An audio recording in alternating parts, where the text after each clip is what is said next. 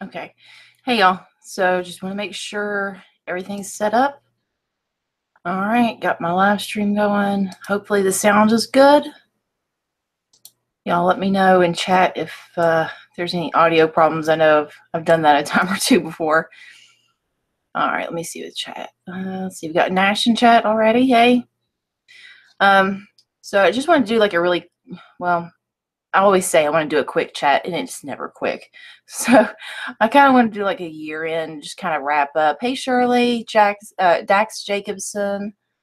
Yeah, just kind of wanted to wrap up the end of the year and talk about maybe what we can do in the new year. Got my Covfefe ready to go for the night. I've had a problem with falling asleep just at random times, so I didn't want to miss the New Year, so I got my coffee ready to go. Got Elle Evans here. Awesome. I don't know if I need to share this or not. I don't know. I'm not worried about it. So, where do I start? Let's see. I think this past year, because I started pretty early this year. I started back in January doing videos. I kind of did a few here and there, but I pretty much as soon as I put them up, I took them down because I was so nervous and shy, and I really didn't start getting into like making the YouTube videos until January. So I've been doing this for about a year now, doing the live streams over on Evan's channel and stuff like that, and I'm getting more familiar with it a little bit, you know, definitely way more comfortable with it.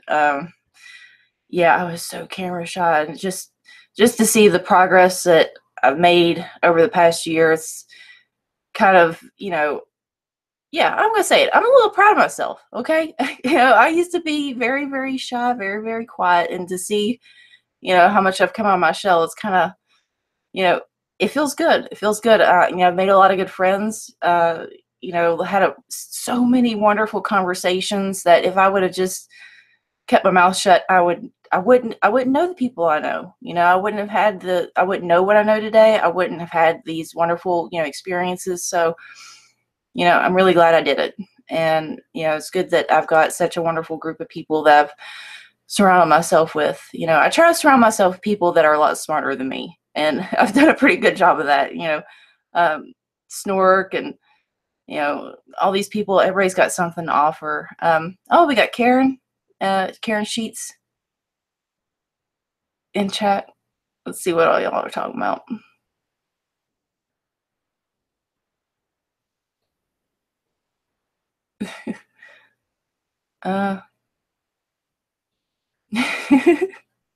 Oh, here's some redneck chick. Yeah.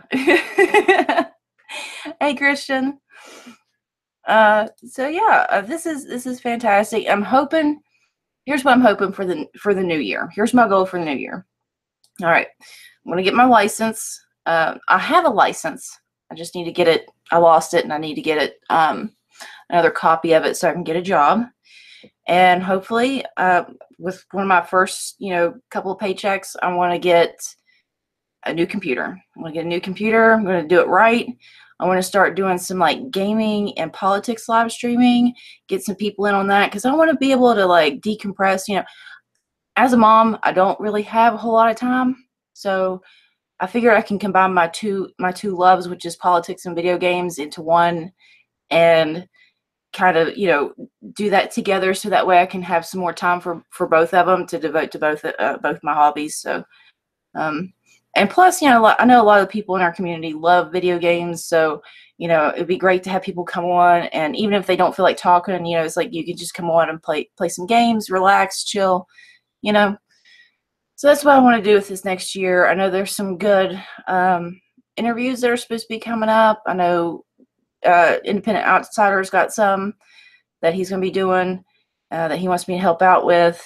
And I wish I could remember the names of the people right now, but I don't remember who it is exactly we're going to interview. But he explained it to me who they are, and they sound interesting. I think Angelica so-and-so.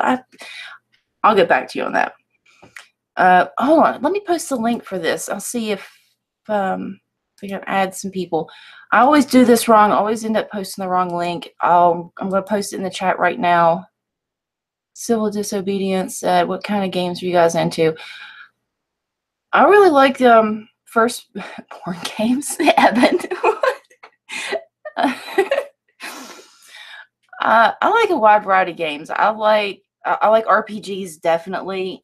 That was my first love before I got into first person shooters. I used to be terrible at first person shooters. I would get so frustrated, chucking the controller across the room. Like I'm not good at this. So, but eventually I got the hang of it, and I'm really into that. Like Call of Duty, Halo, Borderlands. I just started yesterday. What is it? Fallout New Vegas. But then my son went and he wanted to play and he overwrote my games, so now I have to start over again. It's so frustrating. Yeah, I'll pretty much play anything. I've been playing for the past few months. I've been playing Terraria a lot, which is it's kind of like Minecraft, like a side-scrolling Minecraft. Eventually I kind of figured out why I was so drawn into it, which was it's basically a world where you get to fight the corruption that's taking over the world and build new things. And, so it's like, I kind of see why I'm so into this game. But yeah, I was way into it, but trying to branch out and play some new ones here. And where it's been the holidays, I know that this is usually the time that politicians, pass their really nefarious stuff. But yeah, I've been really into video games and Star Trek recently. I just finished Voyager. So good. I love Voyager. I might have to nerd out and just talk about some Voyager. Let me know if y'all try to join, let me know if that link works, because I always post the wrong link. Legend of Zelda, Ryan Bannock. I hope I said your name right. He said he loves Legend of Zelda. I played it once on the Nintendo, I think. It was the gold cartridge. I forget what the name of it was, but yeah, I didn't really get to play it very much because it didn't really work. But yeah, Final Fantasy is another good one. Yeah, Karen Sheets said Final Fantasy. Oh yeah, except for 10-2. Lord have mercy, that was just the worst game. I tried to get into. I played 10, loved 10. I was like, okay, 10-2. Okay, I posted the wrong one then. All right, let me try it again. All right, let's see. Let me close this out. Yeah, but 10-2, I tried so hard, and it was awful. All right, let's see if this other one works.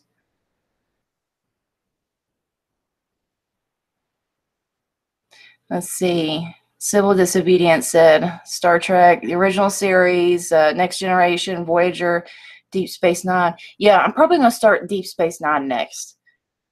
I've heard Enterprise was bad. I've heard Enterprise was pretty bad. I haven't seen the new one yet either. Discovery, I think is what it's called. Oh, hey, Jake, or Joe. Jake Smith, Joe.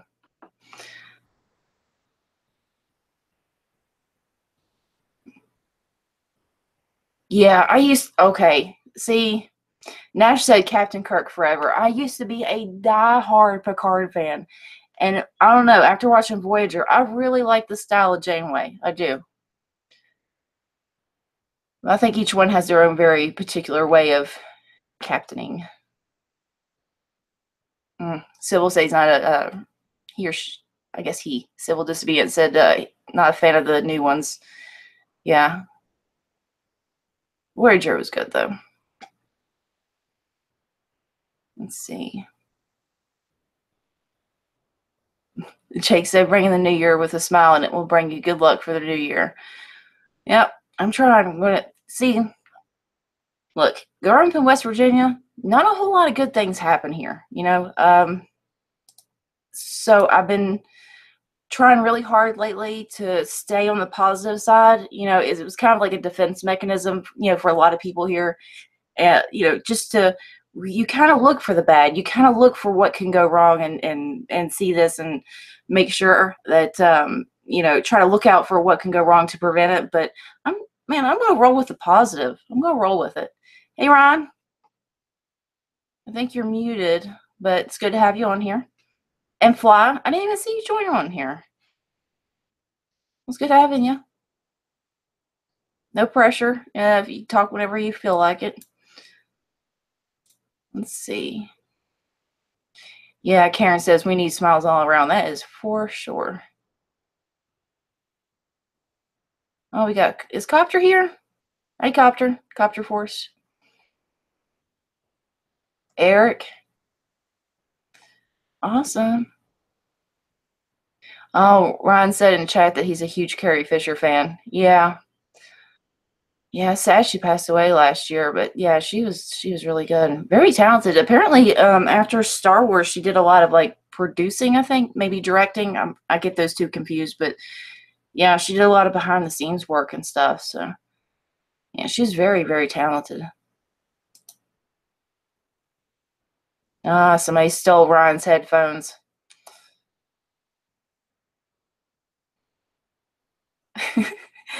Sybil said he's still in therapy for when they destroyed Planet Vulcan. I know. All right, I know Evan's doing a live stream later. I need to get some coffee. What is this? Trump is giving them free? What's this? I missed something. What's Trump doing now? What's he up to?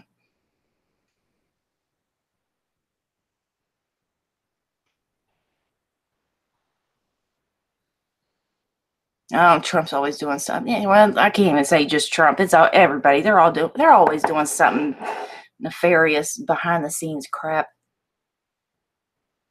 Oh, okay. Fly's multitasking. He doesn't have a mic on his PC. Yeah. All right. So, yeah, speaking of Star Trek, okay, I want to go into 7 and 9 a little bit, okay? She was one of my favorite characters, her and the Doctor.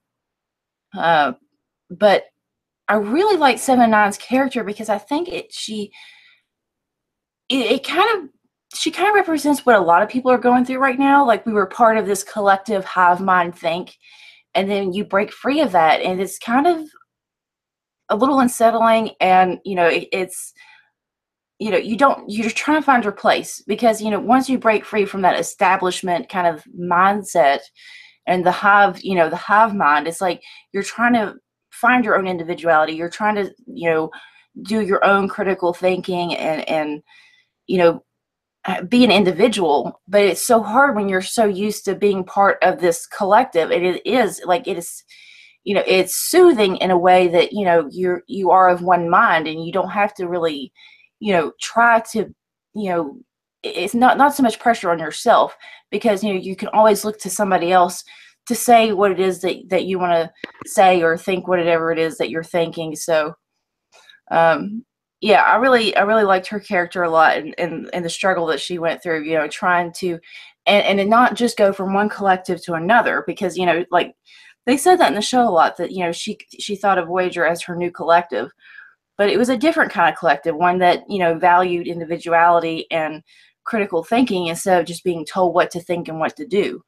So it's like, I'm looking at this character, I'm like, man, there are so many people I know, myself included, that are like going through this right now. It's like, it's hard when you're so, and even I find myself like going back into like this propaganda mindset. It's very, very easy to fall into, especially when they're so good at assimilation, you know.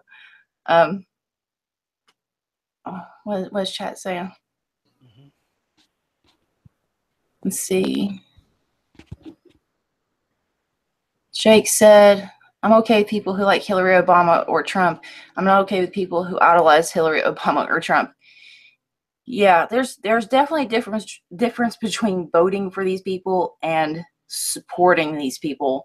I know a lot of people that voted for him, and unfortunately, I know a lot of people that support Trump still. It's so frustrating, especially when he's doing all these things to hurt us, and he's not doing anything to help. And yeah, it's very frustrating. But I still try not to blame those people, because I did the same thing with Obama. Like I fell into that mindset, and up until the past few years, I used to defend Obama, saying, well, he wasn't a great president, but he wasn't a bad one either. So But yeah, the 2016 election definitely opened my eyes to a lot of the shenanigans that they pull. And sometimes people take a little bit longer to wake up to it than others. You know, sometimes they don't have the information like we do. So, you know, I try to practice patience. M99, I voted for Bush twice, but I'm still going to talk shit. That's how we differ, Stevie. you talk your shit, man. You do what you got to do. Yeah, Ryan said some people never wake up. Yeah. Well, it's hard to. It's hard to. And I talked about this last time, you know, about Star Trek. It's like, you know, you got this, you know, there's this episode where there's this entity that, you know, that can show you whatever reality that you want. And you've got people that want to believe in that reality so bad that they don't look at the warning sign saying, hey, maybe this isn't exactly true. And then it's, you know, you don't realize it until you're in the belly of the beast that, hey, you know, I made a mistake. And even then, sometimes people don't want to even realize it. But, you know, I try to reach the people, you know. Can you hear me? I heard something. Are you trying to talk, Ron? Yeah. Oh, you're very, very quiet. Okay, I'll fix that. Hey, Evan. Well, You're coming right. through, though. I can hear you. It's just very, very faint. Oh, yeah. Sorry. I gotta fix my... Oh, no, I was talking to Ron. Yeah, your sound is pretty good. How's that? Oh, much better. Awesome. So you'll probably pick up that I'm Australian. Oh, cool. I think we got some... We've got people from all over on here. That's awesome. Yeah. Huge fan of American politics. And you kind of have to be. I mean, considering that America's and everybody else's politics, you know? Well, they are. They're in ours really bad. Mm-hmm. And we follow the Americans, so we're about 3 or 4 years behind America. So you'll implement a law like you've implemented this tax bill, and Australia's trying to do the same thing. Oh, really? Yeah, so like, because obviously we're a tenth the size of America, even less. We don't talk in the trillions, we talk in the billions, but they're trying to do $65 billion worth of corporate tax cuts. Oh my gosh. So, and when does that ever work for anybody, you know? it doesn't. And I guess that the problem is our prime minister, which is like your equivalent to your president, he's an ex-Goldman Sachs banker. Oh no! Oh my gosh! Yeah, so he's a mega millionaire, trying to enforce trickle down economics on the rest of us. Jeez. Oh my gosh, man. Goldman Sachs, their tentacles are very far reaching. I did not know that. See, this is why I'm glad that we have people like, you know, from all over. And you start to see this. You can start to connect the dots because you start seeing this in other countries. I started doing this within the United States, and you look at the different states and the stuff that they try to implement. You know, you can start to see the pattern and see what they're trying to do. And I'm starting to, you know, kind of try to learn more about, you know, international politics, because when you start watching what's going on in these other countries, you can see the strings that they're pulling and what they're trying to do. I mean, they're doing it right there in Australia. That's insane. I mean, you only have to look 30 years back into you know, America's past to see that the trickle down just didn't work. It's never worked. It's never worked under any government. It's only made people richer, like the rich richer. And that's how come you've got people that, like the Koch brothers, that are nearly $100 billion combined. It's a joke. It's a farce. And they'll put, $300 million into their propaganda campaign to say that this tax cut is good, even though the tax cut's passed. It's so frustrating. Yeah, it's so frustrating. Yeah. And And I'd like to know. I think the senators in my state voted against this new one. I think one of them might have voted for it, but yeah, it's super frustrating. I'd like to look more into this tax plan. The stuff that I've already heard is bad enough. I mean, you're taking away the for the teachers, they can't get reimbursed for, buying their students school supplies, but then you've got these multimillionaires, billionaires that get tax cuts just for being rich. It's so totally insane. And they're going to get to the point where I just don't see that it's not going to work out for them in the long run. I mean, there's only so much you can take from people before we just can't give anymore. They're cutting off their own supply when there's no jobs, when there's no money. How are you going to make money when people don't have money to give you anymore? Yeah, I think the real kicker for me when I was watching the Jimmy Dore show was they were talking about the investor rate versus the worker rate, and somebody who can sit at home, do nothing, and let their money do all the work, get a lower tax rate on the money that they earn than someone who is working 60 hours a week at, say, like McDonald's or Burger King or something like that. It's ridiculous. It's so anti-worker. And they say it's going to add money to small business, like small businesses are going to thrive. I'm telling you, Amazon has killed small business. There is no small business. It's done and dusted. Amazon's just Jeff Bezos. He's just clicked over $100 billion.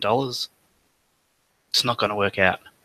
Yeah, I mean, heck, even my brother, he's 12 or 13, and he just told me, I was talking about Amazon. He's like, yeah, Amazon kills small business. I was like, dang, like my 12-year-old brother knows this. It's like, and they're killed. And I hate this because I love books so much, and to see all these independent bookstores around here shut down, and now they're reopening Amazon bookstores. Mm-hmm. It's so frustrating. I'm like, I would love to, just the feel of a book, the smell of a book, just be able to go in and support people that, locally that want to run businesses like that. You can't have anymore because now it's Amazon. Amazon. So in Australia, we had Borders, which is an American company, I believe, and we didn't have very many stores because we're a very large mass country as land mass, but we're not very large populated because you can't live in the middle of Australia. It's just not possible. But anyway, going off topic,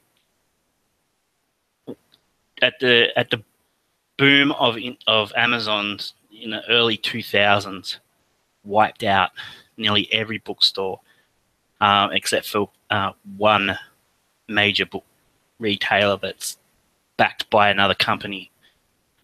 Large company in Australia, so they were never going to go under. But all the Borders are gone, and they've been gone for 10 years, and those stores are still empty because there's nothing to replace them. Because Amazon, even though Amazon wasn't in Australia at the time, it was cheaper to buy a book on Amazon and get it shipped to Australia from America than to buy the book in Australia. Well, I'm curious. What's the jobs like over there? And are you having trouble with unemployment and like the pay rate? Do the jobs over there pay well? Or I'm just trying to figure out like where y'all are at on that because you see how bad it can get over here. We're actually quite lucky because we have sort of, it's meant to be independent, but anything that is funded by the government is not independent in my eyes. But it's supposed to be an independent body that goes through and checks out inflation and living expenses and all that type of stuff versus the pay rate that's going at the moment. So they will come, they meet every quarter, I think it is, and then they sit down and say, do people need a pay rise because the government hasn't been able to keep inflation in check? Or do we need to keep pay rates at the same rate, or do we need to decrease them? But they never decrease them because inflation always goes up. And then they'll come back and say, okay, minimum wage is, say, $18. And this is nationwide. It's not state by state either. It's nationwide. So if you live in a little country town in the back of what we call Whoop Whoop, which is in the middle of nowhere, then you'll get the same minimum wage as somebody who works in the city. So, and there's no like minimum wage in like New South Wales versus Victoria versus Queensland versus Western Australia or anything like that. It's all the same, and you all get paid the same rate. But we've got a conservative, our conservatives are your centre in America. Okay, so they're not hugely conservative, but they've got conservative views, and they think giving tax breaks to rich people is better than giving out welfare to poor people. And they recently, and the government can put their voices forward to this panel and say, look, we think to help employers and companies grow, which is trickle down economics again, we need to cut overtime. So they just reduced overtime by a couple of dollars per hour. But I mean, we don't have people like, if you're a minimum wage here, you can afford your rent and your food and your car and your petrol. At least for now, until they get a hold of that too. Well, the thing is our conservative government's been in for 2 terms now. Or they're in their second term now, and they're not well liked at all because they've got a Goldman Sachs banker as prime minister, and all he does is give money to the rich and tax breaks to the rich. Oh yeah, my governor talked about giving Goldman Sachs money in his inaugural address. When he first thing, he's like, I'm going to plan on giving Goldman Sachs $250 million. I'm like, buddy, you realize you're talking to the entire population here. You're not talking with your bankster friends right now. You're actually saying this out loud to everybody, right? You know this. I mean, they're not even hiding it anymore. They're just so obvious in their corruption. Well, that's if that was said here, that's political suicide. You'd be gone. You wouldn't last. You wouldn't be able to walk out of the conference room without having to say, yep, I resign. That just doesn't fly here in Australia. But it's like the I don't know if that happens in America, because obviously I don't live in America, so I don't see what the infrastructure's like, and I hear that it's pretty bad. But here in Australia, you've got your conservatives, which are called the Liberal Party, which makes no sense, and then you've got the so-called, they're not progressive, but they're left leaning, but they're not.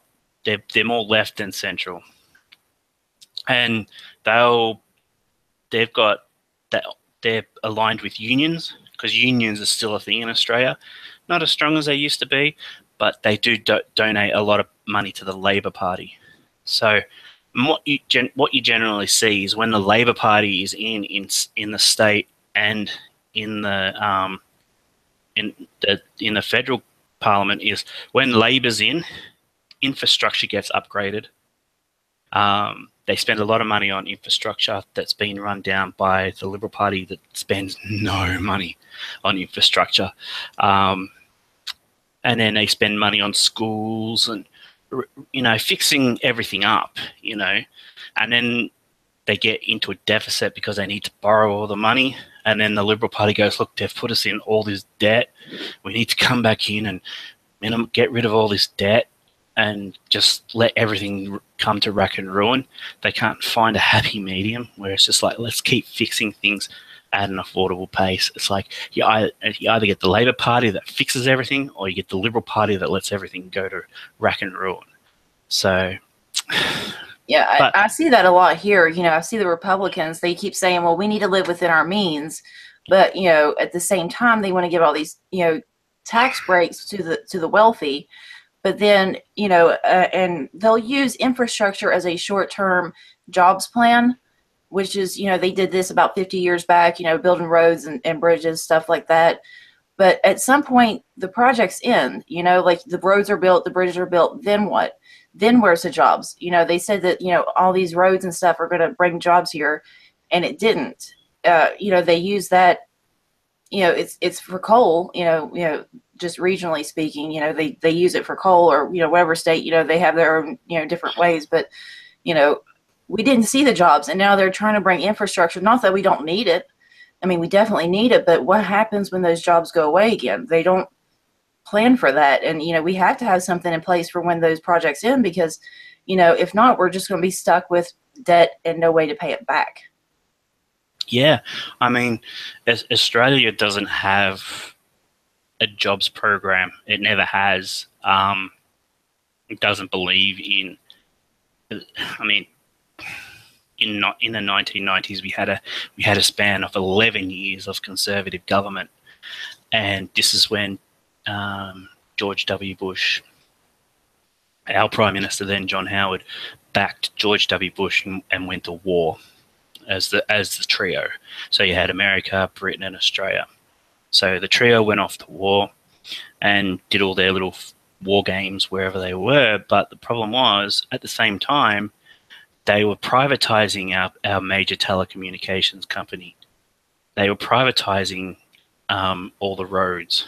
They were privatizing, well, they tried to privatize what we have as single payer, which is Medicare, which is not like completely single payer, but mostly if you had an accident, you could go to the hospital, get fixed. If you had to stay in there for like 3 years, then it would all be paid for. Not a problem. But the problem is that they tried to privatize everything. And the things that they did privatize gave them a massive profit.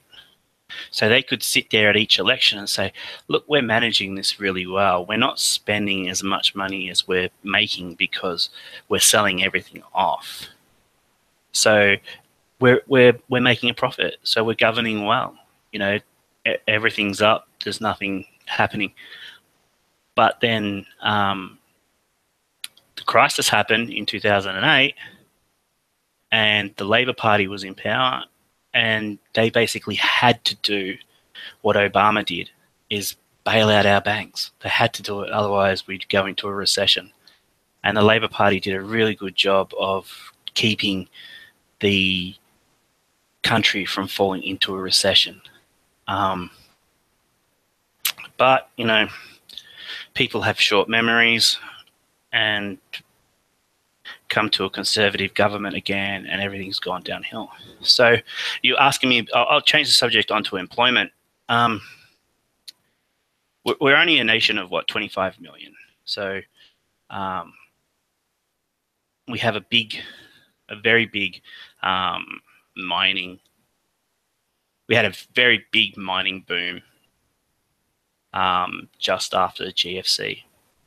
And we were making a lot of money.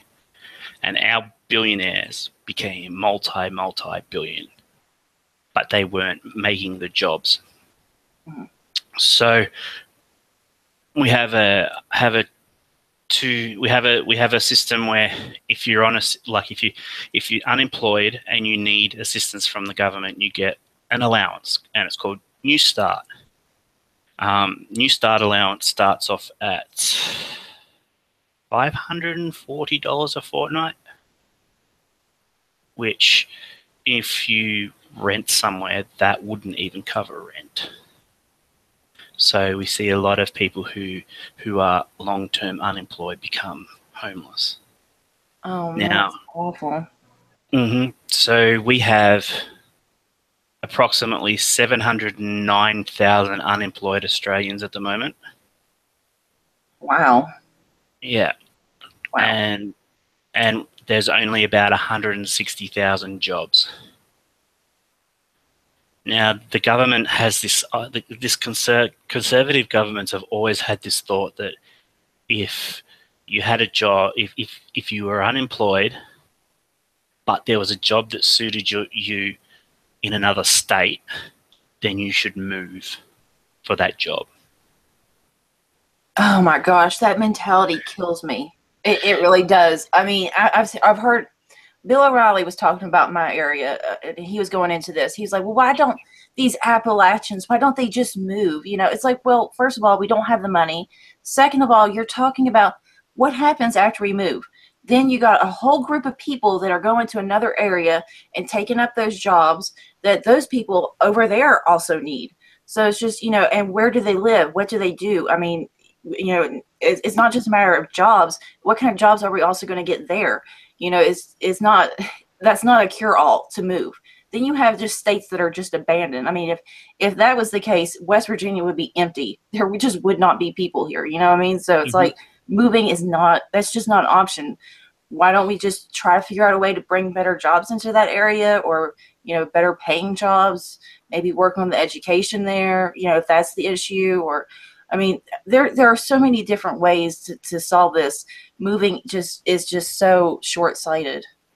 So the government thought of a few ways to get around this whole move. Well, not around, but to aid people. So if you found a job, I think it's more than 250 kilometers away, which is about 160 miles away, they would give you $3,000 to move.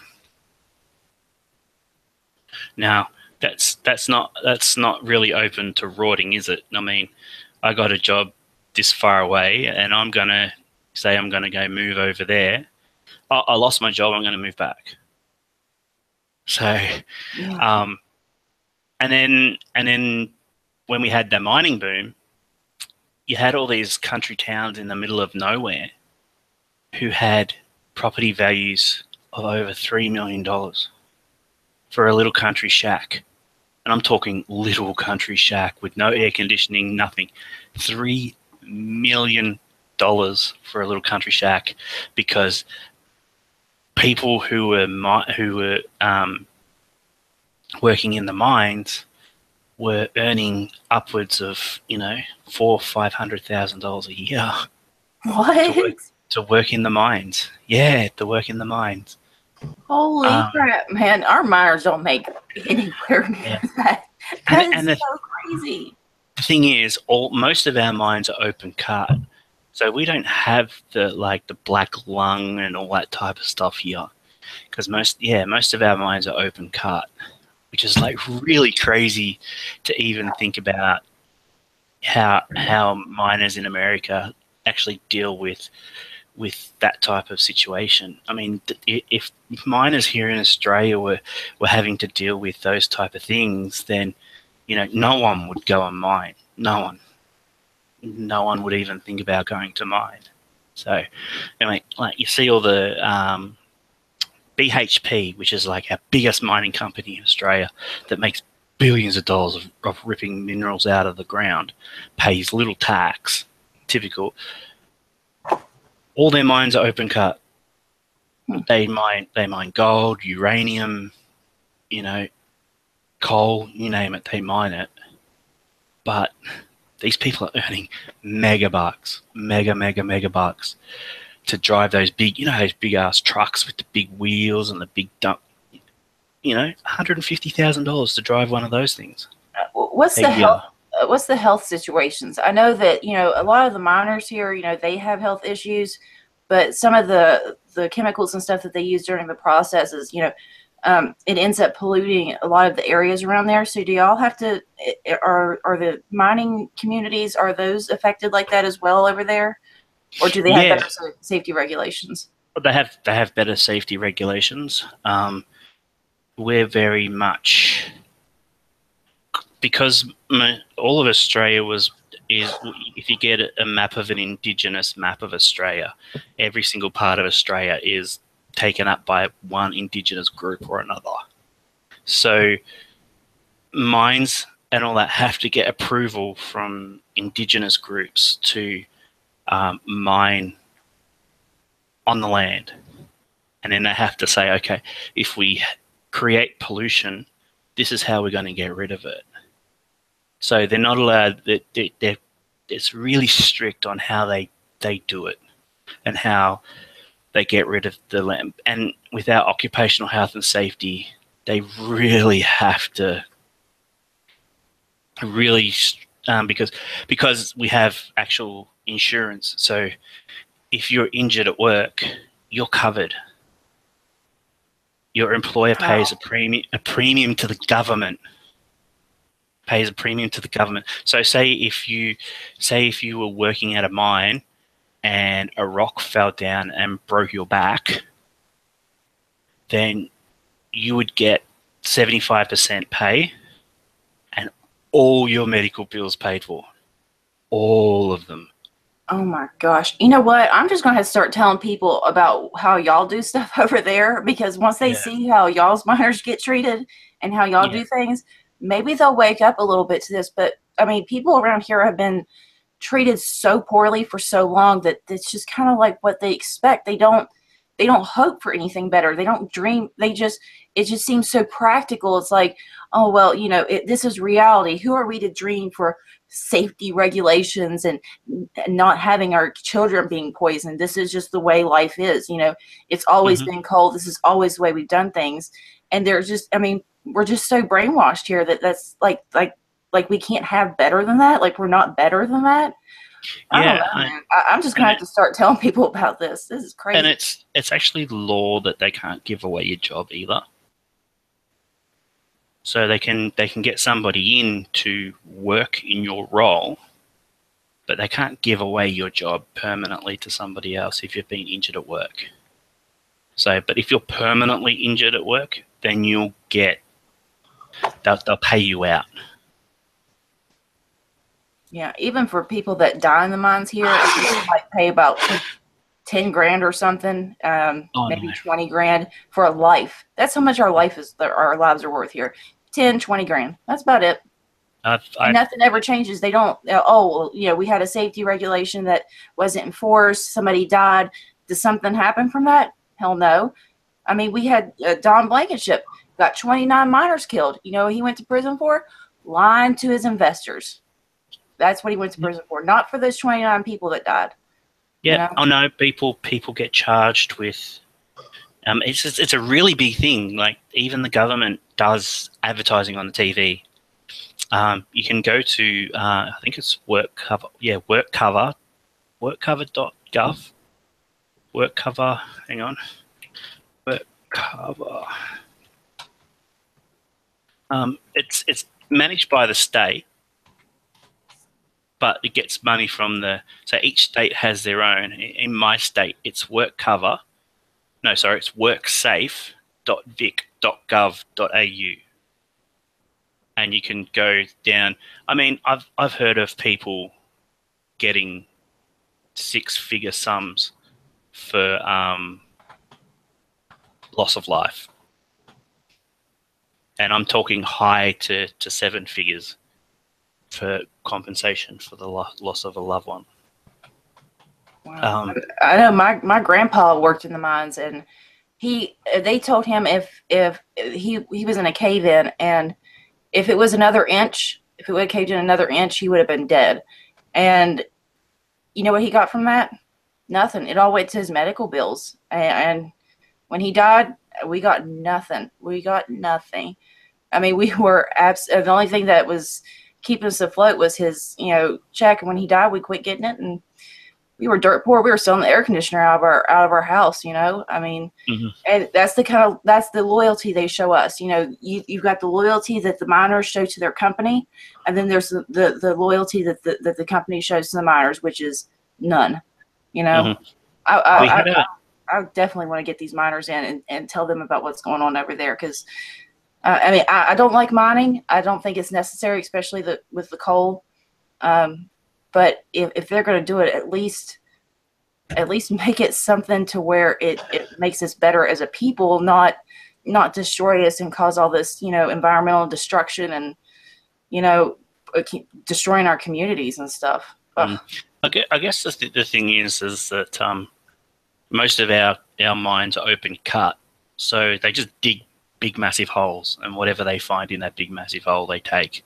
And then what they've got to do generally as part of their contract with the indigenous groups in that area is once the mine has ceased its production, they need to fill it in, revegetate, and make sure it's quite like back to what it was when they were first started digging.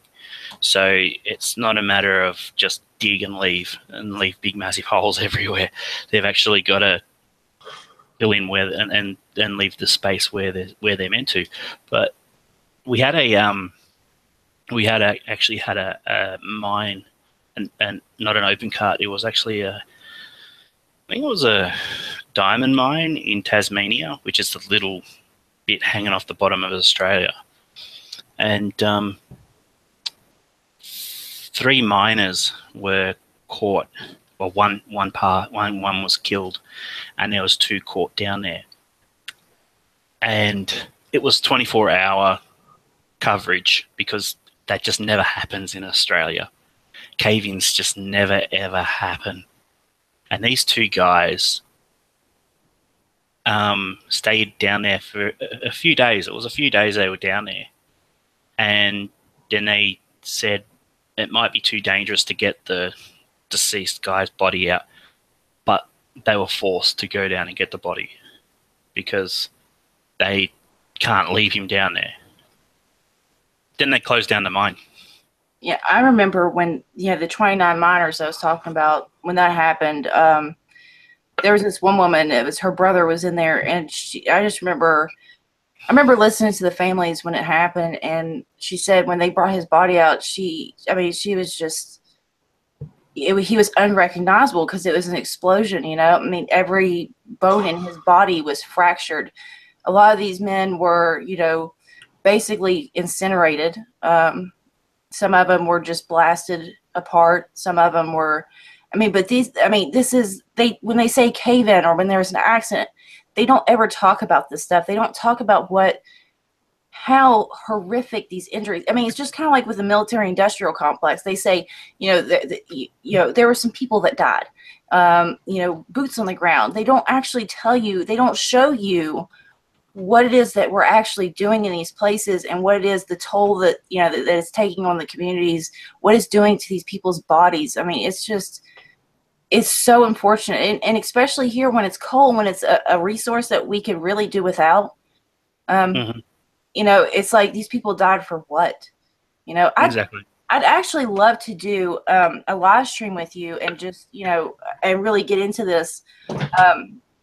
Of course, this is something that's very near and dear to my heart, considering this is, I live in a state that, was built on mining. But I wanted to ask Dave real quick, who are those 2 people that you were going to interview in January?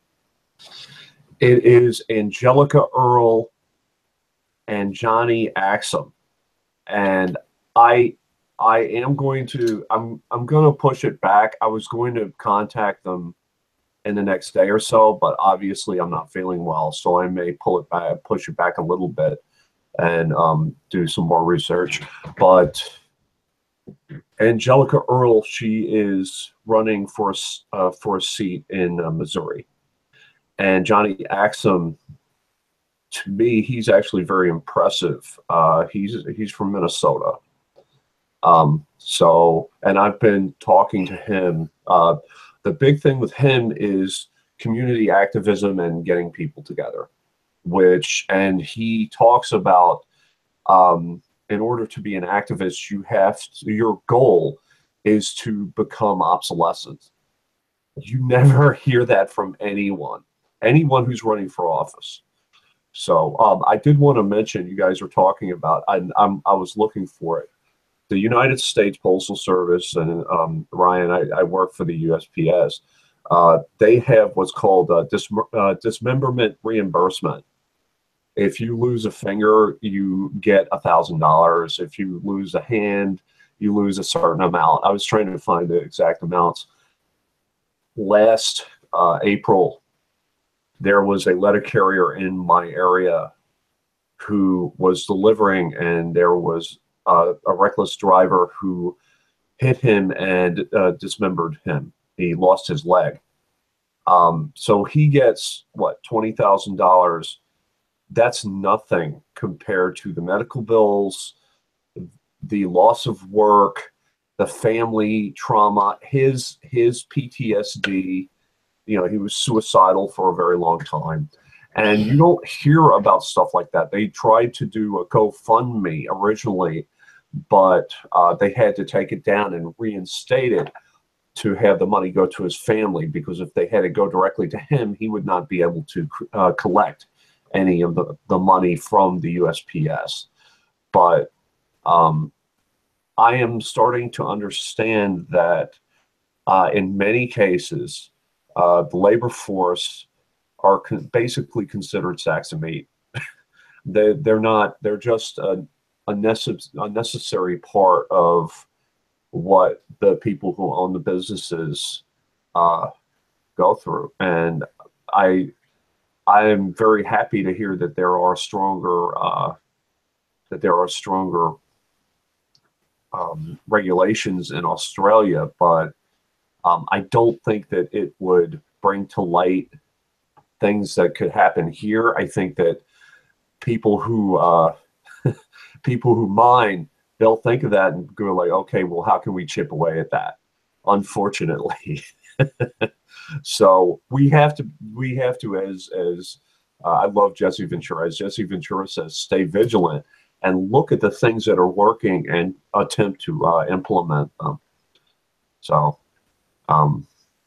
Stevie, Happy New Year.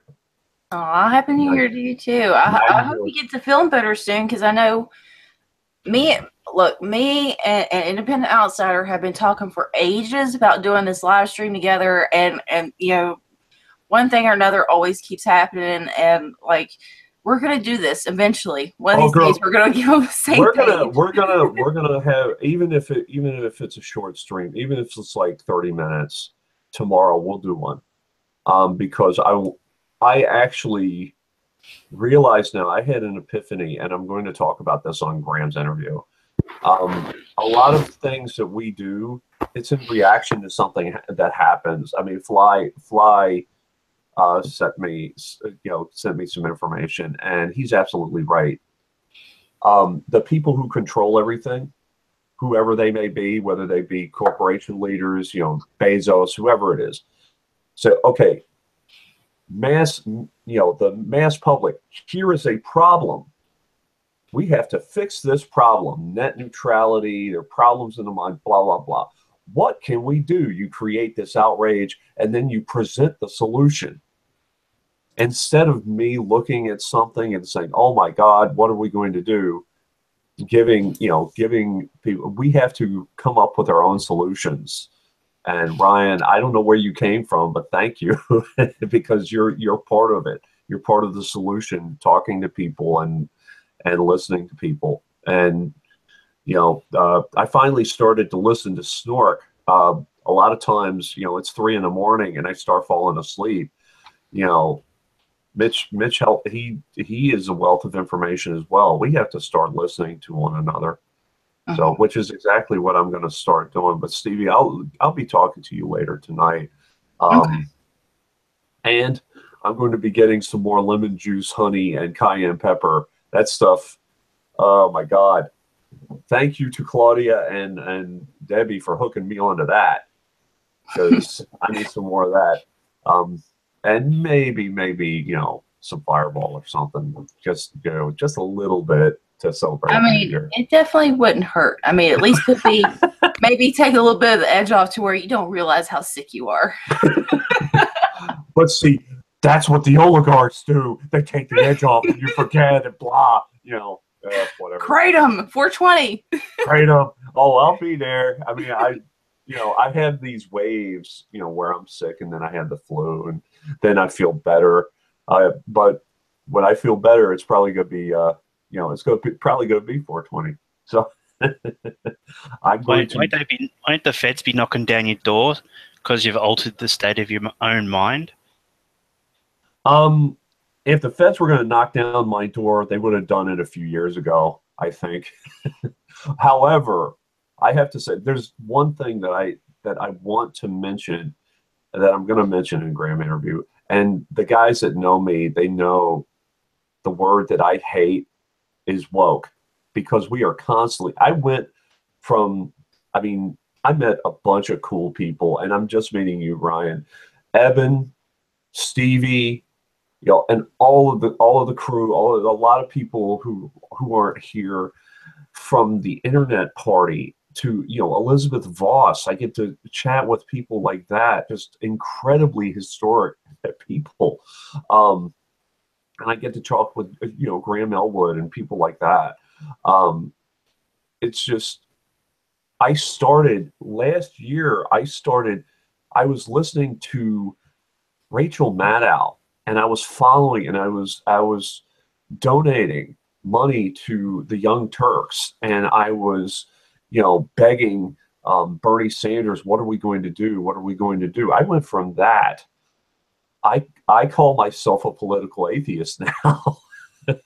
So to go from where I was to where I am now, there are a lot of streams, especially people like, you know, David Lusignan and you know, the real progressive Steve Grumbine and Claudia Stauber. They're like, where are you people? Ah!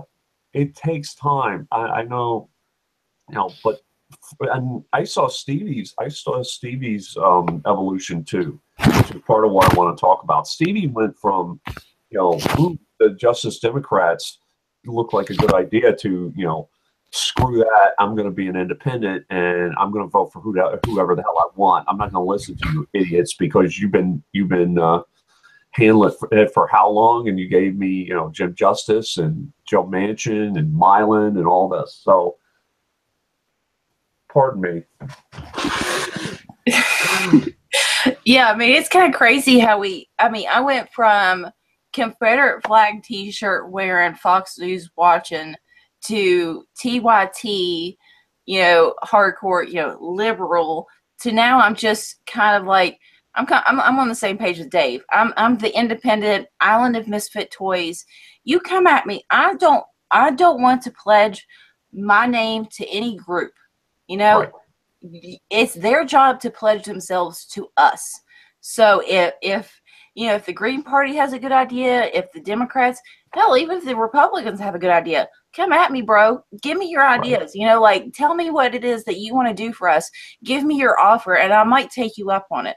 But until then, I'm not pledging myself to any one party, because no one party is going to have the solution. It's certain people in certain areas are going to have certain ideas that are going to work for that area. You know, I mean, you've got, you know, Paula Jean as a Democrat, even though I absolutely can't stand the Democrats right now. Paula Jean is through and through the real deal. So that's why I'm voting for her. And, you know, you've got people like Sam Ronan.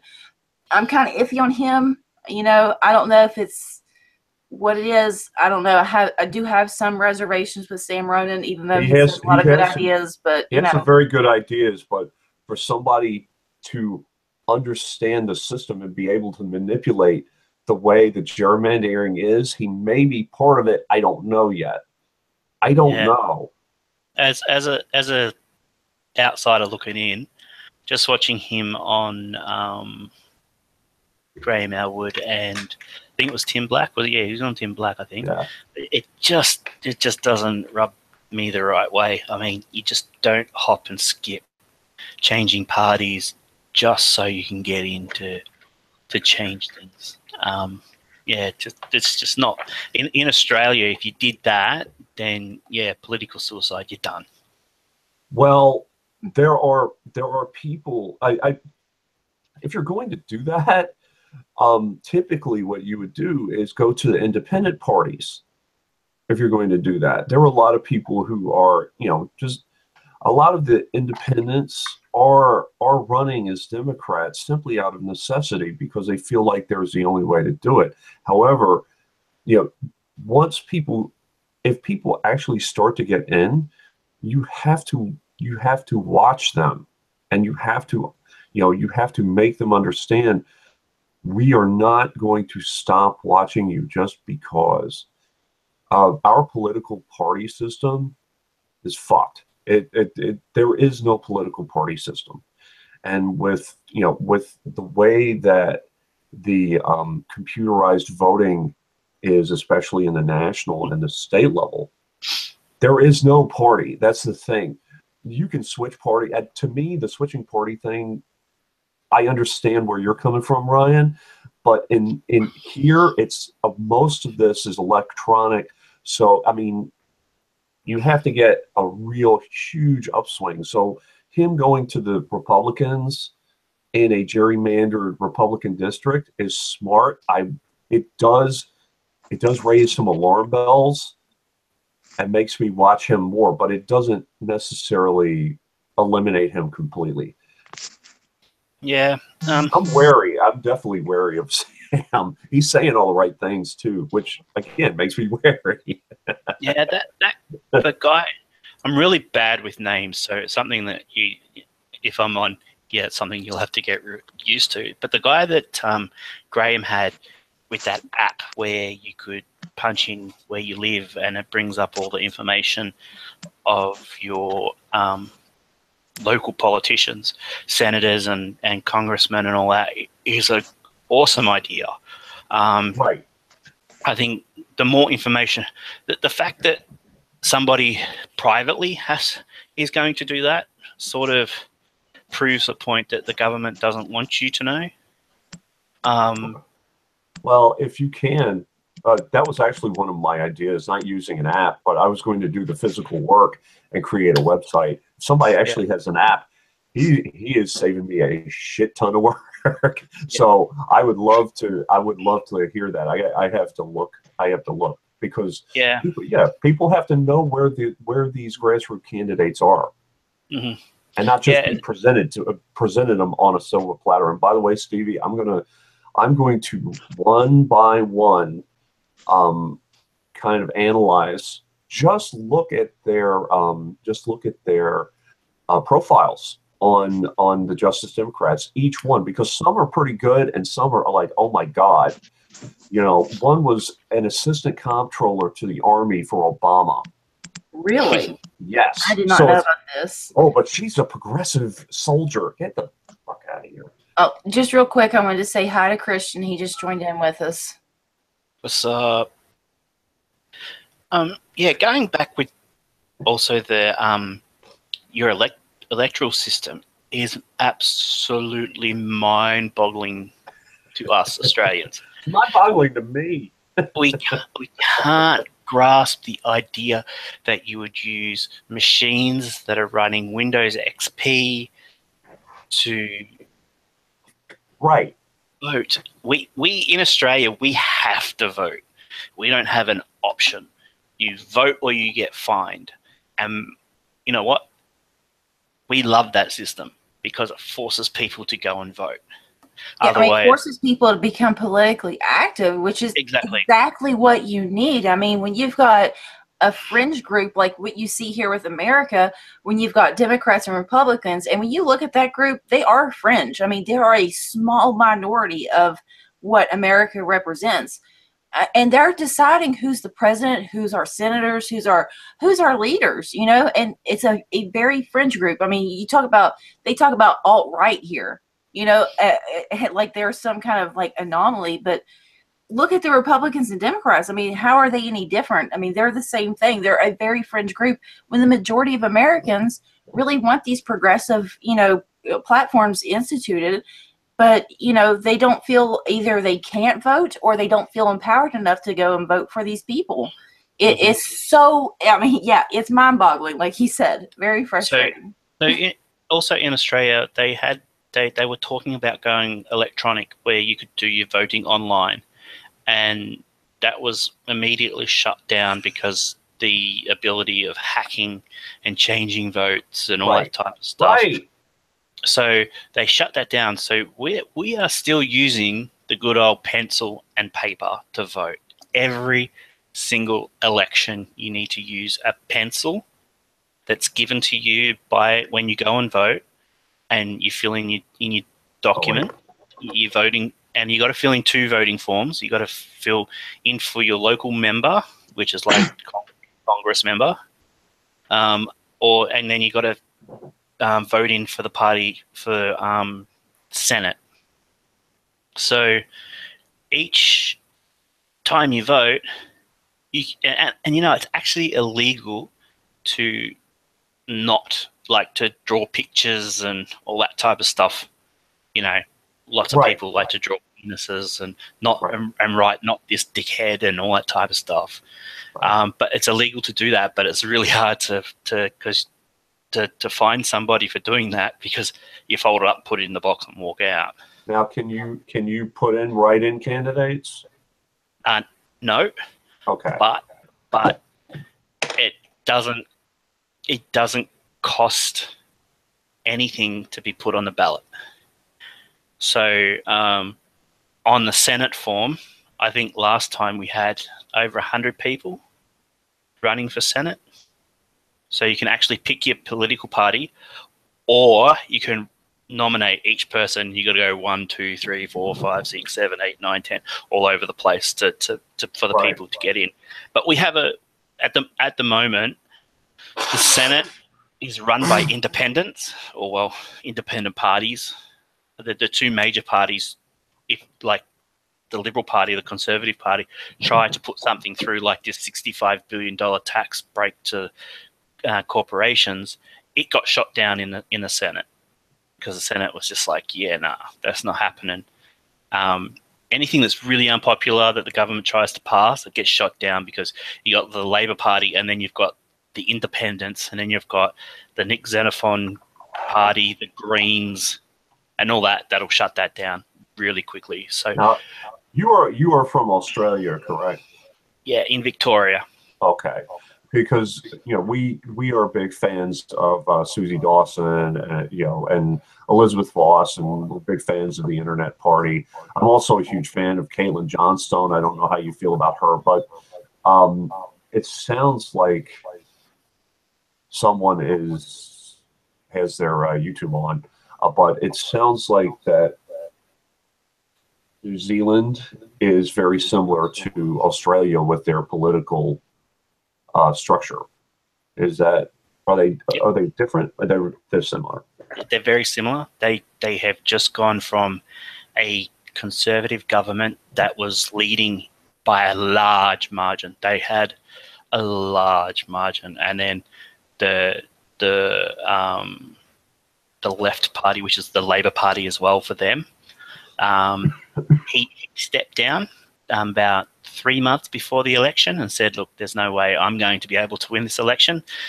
Try and get somebody else in. So then then the party voted Ardern. Yeah, Ardern. Okay. She's only like 29. And she went on this absolute political publicity run all over New Zealand, and she just scraped through. So they had a change of government. Okay. Which is really good, because we had this in Australia. You're not allowed to hold dual citizenship with any other country when you get elected to Parliament. Doesn't matter what Parliament you're in, state, local, federal. It's in the Constitution that you can only be a citizen to Australia. How long does it take to gain Australian citizenship, and what are the requirements? Depends where you're from. It depends what your occupation is. Okay. Yeah, if you came over as a student, it's very hard. Like if you came over as a student from a Middle Eastern country, forget it. Okay. It's Well, not like gonna happen. I'm a postal worker. I work for the United States Postal Postal Service, so I'm a federal employee with the United States. I don't know how favorable Americans would actually be to Australia right now. They are favorable.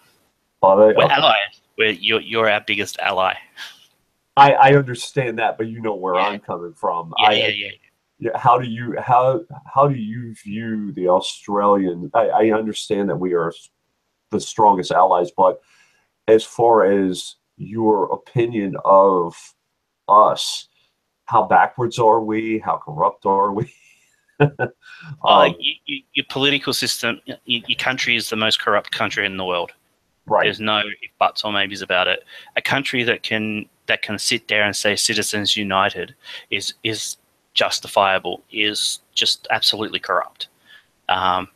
It's just wrapping, instead of having the cash bundled up in a bag and shipped off, it's just wired from account to account. There's no difference. My The question, actually, I'm going to get, sorry to cut you off. My Yeah. thing is, you guys are smart enough to realize that the government is not the American people, each individual American, I think. So that's where I was going with that. Yeah. I was going to go down that path too. Look, we have our alt-right. We do have alt-right here. You do? Okay. Yes, we do. We just had Milo Yiannopoulos here.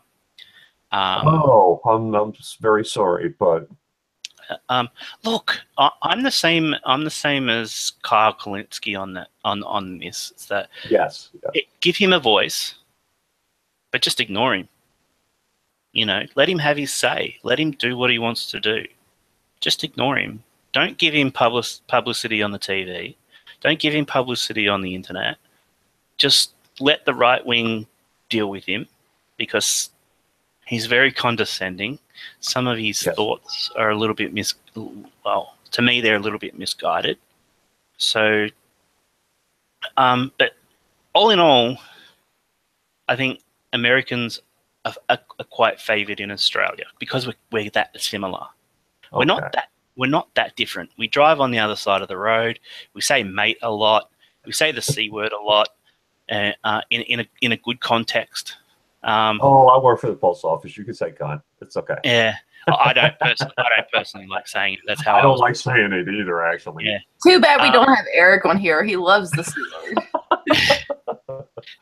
But the thing that really has disturbed me in the last 72 hours on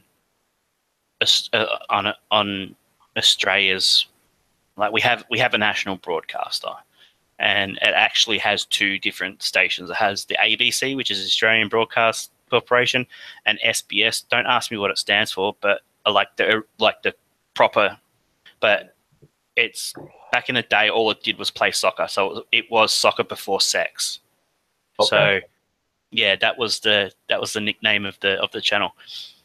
But they put up the death of Erica Gardner. And Wait, she passed away?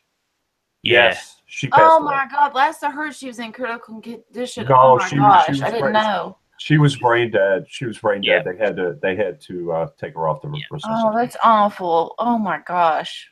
And the vile comments that people are making is just, I can't even. But you ignore them, as you said. And even the vile comments coming out of Australia, along the lines of that she should have been aborted at birth. It's like her father was choked out by a police officer. Now that she's had a congenital illness, she dies from that. She was the face of Black Lives Matter, and it's all everybody. Black Lives Matter is a hate group. That's all it was on these Australian boards. It's just like Black Lives Matter is a hate group. And I said, and I just put it was like Black Lives Matter equals hate group, and I would put American police equals over militarized hate group, and that people's heads just exploded. It's just like, how can you say that? How can you say that about the police? And it's like, well, they're humans. They're not superhumans. They don't do the worst job in the world, and they make their job harder by over-escalating everything. Yeah, I mean, since when has escalating violence or escalating the tension ever helped anybody. You know, it's like maybe try to relate to them on a human basis. I don't know. There's just so many there's so many options when it comes to police, because here's the thing, like I've met so many good police officers, but I've also met a lot of really terrible police officers. So I know firsthand, like we need to do something when it comes to our policing. I mean, when you see police officers that walk around and you can't tell the difference between them and the military, that's a problem. That's a huge problem. When you have unarmed people getting killed, you know, in such a high rate, that's a huge problem. And while there's good police officers, there's also a lot of really bad ones. I mean, when you look at our political system, it's the same thing. It's like there's some good politicians or some good candidates out there trying to do the right thing, but you know, you have to recognize that there is an obvious problem with the system that we have in place right now. And Stevie, that is the pitfall. That's the bear trap I'm afraid of when I interview Angelica Earl, because she is a big proponent of Black Lives Matter. Here's the thing. Blacks are human. They make mistakes, and some are not the best people in the world, and some are. Cops, they are people. They make mistakes. Some are the best people. Some aren't. You cannot judge someone based on their group affiliation. It's absolutely, you create this thing where you're looking at sides. Well, is Black Lives Matter or the cops right? Or are they right or are they right? You know, guilty or innocent. There are nuances to every single story. I don't want to get into, was this guy guilty or innocent, whatever, because you get into this whole dichotomy, or oh well, he's with this side or he's with that side. I have family members who are cops. I also had friends who were profiled, so I understand. I do get both sides, and I work.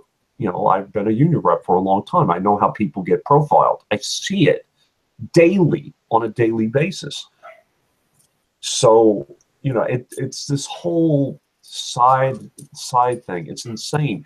My thing with Black Lives Matter, and I've mentioned it before, that I absolutely hate, is the fact that they shut down discussion. They shut down Milo, which is wrong. Yeah. And you're victimizing him too, which is ridiculous. I guess my biggest problem is that you have guilty by association. So black people are always, right, portrayed that if you know that drug dealer over there, then you're just as guilty as that drug dealer because you know him over there. You were over at his house. You were doing all this other type of stuff. Whereas if you look at the police and you have a few bad apples in quotation marks, it's like, oh, they're rogue officers. They're independent. But my thing is if a bad cop gets looked after, or what's the word? They cover up their bad deeds, then anyone involved in covering it up is a bad cop. There's no line between them. So, well, let me ask you this, because this gets into my territory. Because if I am a union representative, I am in the shittiest position on the planet. If I have to represent a police officer and I am a union representative, I have to present the best defense. It's a different thing when you're a union rep.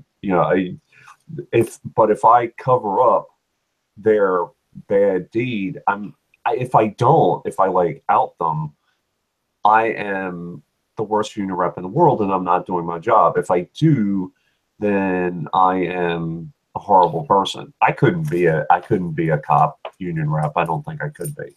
But the difference is a union rep has some legal standing in helping them, whereas like a sergeant that helps just an everyday cop cover up a crime they had committed, that's different. That's committing a crime. You're not committing a crime. Okay, that's the difference. Well, not all the time. I'm sure that, you know, again, just because you're a union rep doesn't mean you're a good guy either. But Oh no, definitely not. yeah, There's been unions here that have been blown apart by Victoria Police that are right. corrupt to the back teeth. But I mean, everybody can be corrupt. It's not a hard thing to do. But my problem is that if a cop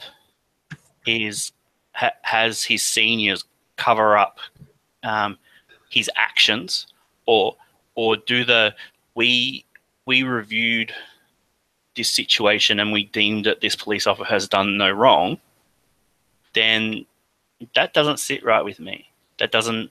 I mean, you can't have the police policing the police. It doesn't work. I agree with who that. watches The Watchmen? You know, it's like I understand. It's like I understand the predicament that they're in. I try to be empathetic when I can be, but at the same time, you can't cover up for crimes. You can't cover up for these blatant, crimes that they're committing against people. I mean, I understand that I try to look, I try not to be too much like Jamal, but you got to look at the context of it. And when you look at their training and you look at the people that they're hiring, and you look at the stuff that's being programmed into these people, I am a little sympathetic in some regards, because it's like, they need this job and stuff like that. But come on, man, you're aiding and abetting murderers at this point. You can't do that. You have to stand up at some point and say, this is just wrong. I mean, when you look at the Dakota Access Pipeline, you had officers there that were good officers. They did not agree with what was going on, turning, water cannons on civilians. But then they quit. I'm like, but you're the exact kind of person that we need there. You can't quit. We need you there. We need those other guys to quit. So it's like, you can't cover up for these people. But I understand at the same point, like, their jobs are on the line. And you see this with minors. You see this all across the board. A lack of, I think Kevin said it before, like, these people, cosmetologists, I think is what it's called, hairdressers, get more training than police officers do these days. And what is being drilled into their heads is like, you're, with the gun problem, everybody's armed. They think that, they're constantly under attack. They think that, everybody's out to shoot them, that their lives are constantly on the line. It's like, there's so many things that we could do to solve the situation there, to ease the tension between police and the community. But nobody is taking that step to do that. Nobody, I mean, you're not going to shoot your neighbor. You're not going to, well, maybe. I don't know. I've had a few neighbors that I might have shot, but I mean, for the most part, you're not going to shoot somebody that that you go to church with, that you go to school with, that you live with, like, where is the community policing? And do we have laws in place that are worth policing? I mean, like, when it comes to like marijuana and stuff, we're making these police officers go and enforce laws that are absolutely ridiculous. We're asking them to do things that are absolutely insane, like arresting people for nonviolent offenses. It boggles the mind that we even put up with this stuff. We have to be very careful, though, also with policing, with self-policing, because then you get the guardian angels, and then you get that situation with that one guy. I can't even remember his name right now. Then you get more shootings potentially, neighborhood watches and all of that. That's it's a good idea, but this whole idea of sides, and either you're with us or you're with them, it's absolutely insane. I'm sorry, we have to, as you said, and whatever side you're on, de-escalate. I have had an idea for a while. I know that, I told you my brother-in-law is a retired New York City police officer, and my nephew is currently a New York City cop. I know that they go through psychological evaluation.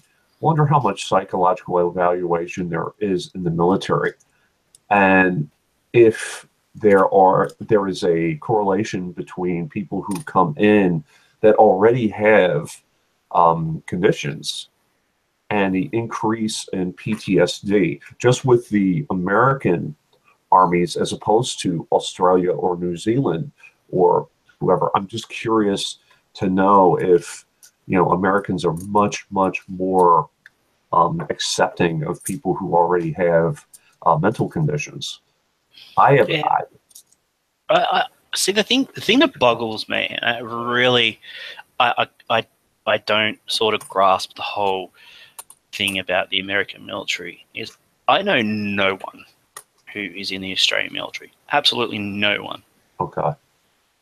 I speak to my friends and they have a family member or a close friend or whoever that's in the military or has been in the military. Our military is that small that it doesn't sort of register. But have you seen United States military in Australia? No. Okay. I know we have a secret base in the Northern Territory. Okay. I know that. Well, everybody knows that. It's not that secret then, is it? Not that secret, no. But it's supposed to be secret. Yeah. Good job, United States. I just think it's more of an Australian thing. It's like you see the sign on the side of the road and everybody goes, "What's that over there?" And then everybody goes, "Yeah, what's that over there?" And Right. we all sort of work it out. And it doesn't help that you have like B-52 bombers flying overhead and stuff like that. So, but we don't. I don't hear much about servicemen and women going into the armed forces. Not in the armed forces, into the police force. To join the police force, you need to do a minimum in Victoria, a minimum of 33 weeks of training, which to me doesn't sound much. To me, I mean, if someone, it's something though. Yeah, but if like Stevie said, hairdressers in Australia need to do a 4-year apprenticeship. Right. Are you kidding me? To cut 4 hair. years? 4 years of below minimum wage income. So Okay. an apprentice over here, first year apprentice probably earn about $8 an hour. For a birthday present, we'll send you to Australia, Stevie. You'll look awesome. You'll get your hair done. Let me tell you, you're going to get the best haircut in Australia. But policing, not so much. No. But it's the same thing, you know. You get people who want to be police because they want to help the community, and then you get the police that just want to bust heads. You know, you get those in every police force. Right. But I guess the major difference between Australia and America when it comes to the police force is guns. We don't have guns. I mean, when a police officer, when we had this thing just recently where a guy crashed a stolen car, and he had a shotgun in his car, and it wasn't the fact that he stole the car that was on the news; it's the fact that he had a gun. That's why it was on the news.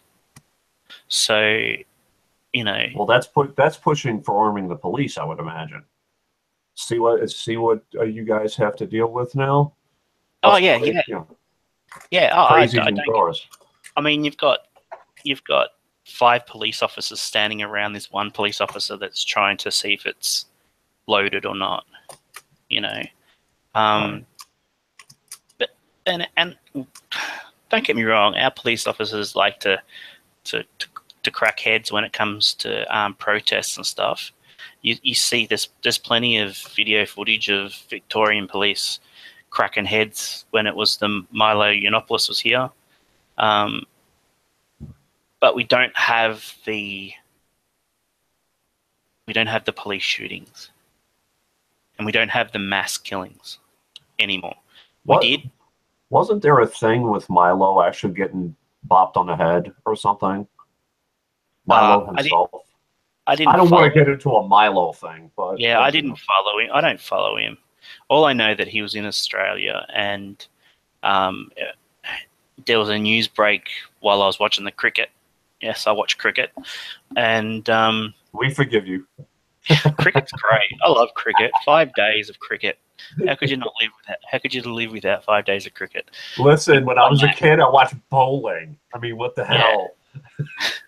So then there was and they just showed the protests of left wing fighting with right wing, and it was just ugly. It was just really ugly. Milo actually came here to WVU, and that's all I saw from it was the left being stupid and the right being stupid, and them both fighting each other being stupid at the same time. It's like, going and trying to shut him, like, let him talk, let him prove himself to be the idiot that he is. Like, let him just be an idiot. And right. Like, I feel like that's like, if you want to really take Milo down, let him voice his opinion. And if it's good, let's elevate it. And if it's bad, throw it in the trash, like, don't pay attention to the guy. Like, I don't understand why we feel like we need to shut down, like, speech. I don't get that.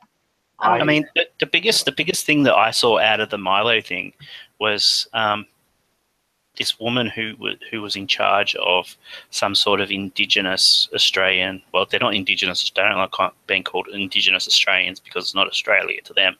Indigenous peoples group who manages Indigenous people's art, because they have their own art form. And if you haven't seen what their art form is, look up Indigenous Australian art form, and you'll see what I'm talking about. And Milo thinks it's an art form for like, there's no quality to it, when in actual fact they spend hours and hours and hours doing these artworks. And here's this woman taking a photo who looks after Indigenous people's art with somebody who thinks Indigenous people's art is crap. Right. And that was the only thing that really, except for the clashes of the meatheads, other than that was it.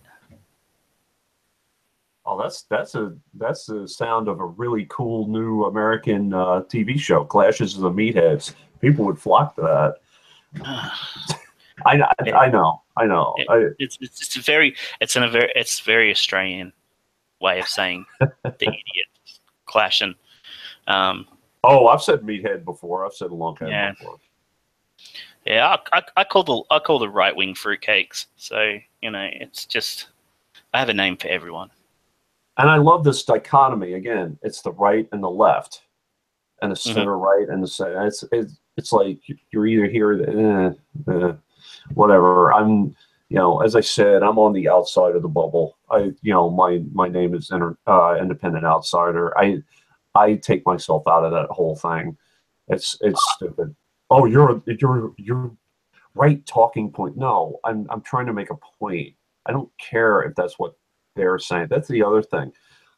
The 0.0000001% of things that someone says, if they are just a hateful human being, if you agree with the one thing that they say, you should be able to agree with that one thing without being, just inextricably tied to them forever. Like the whole thing with, with Caitlin Johnstone and Mike Cernovich saying, yeah, we should work on this one thing. Or Milo, the way that gay children are treated is horrible. Sometimes I agree with that. Oh, he agreed with Milo. I also, your point, when someone goes on a television show, if you're scheduled to go on with them and you don't go, you shouldn't be docked for that. If you really truly don't, I mean, Milo is very, the reason people talk about him is that he is very incendiary and he is very divisive. That's why, his whole point is to be divisive and to create this whole thing. I also think there's a lot to do with body language as well. It's one thing to sit here and listen to someone on the internet talking about something and actually see them live. Right. See them face to face and see all the mannerisms, all that type of stuff. Yeah, exactly that. And that would be the only reason why I would go and see Milo Yiannopoulos. It's just to see him live once, see what his body language is like, and then how he treats people without anything being doctored or re-engineered to make it look better or anything like that. I can tell you right now, he's very condescending, and he sits in a way in which he's already a tall guy, but he positions himself so he's always talking down to you. Oh, I know, darling. Yeah, that's what he's like. I know, darling. You don't need to tell me, darling. Trolls, it's like they just, they just thrive off that attention. It doesn't matter. They'll just say whatever it is that gets underneath your skin, man. They just want, even if it's negative attention, any news is good news. It's like, as far as like, people like that go, it's like they just crave attention, whether you hate them or you love them. They just want you looking at them. Hey, right back. Snicker Penis 2020. Yes, Snicker Penis. I'd just like to say that it's 2:30 in the afternoon here in Australia. Yes, I'm in the future. I'm. Oh, you already had your New Year's. That's right. Yeah, it's the 1st of January, 2018, and loving it. And the sun's out, and it's about 80 to 85 degrees.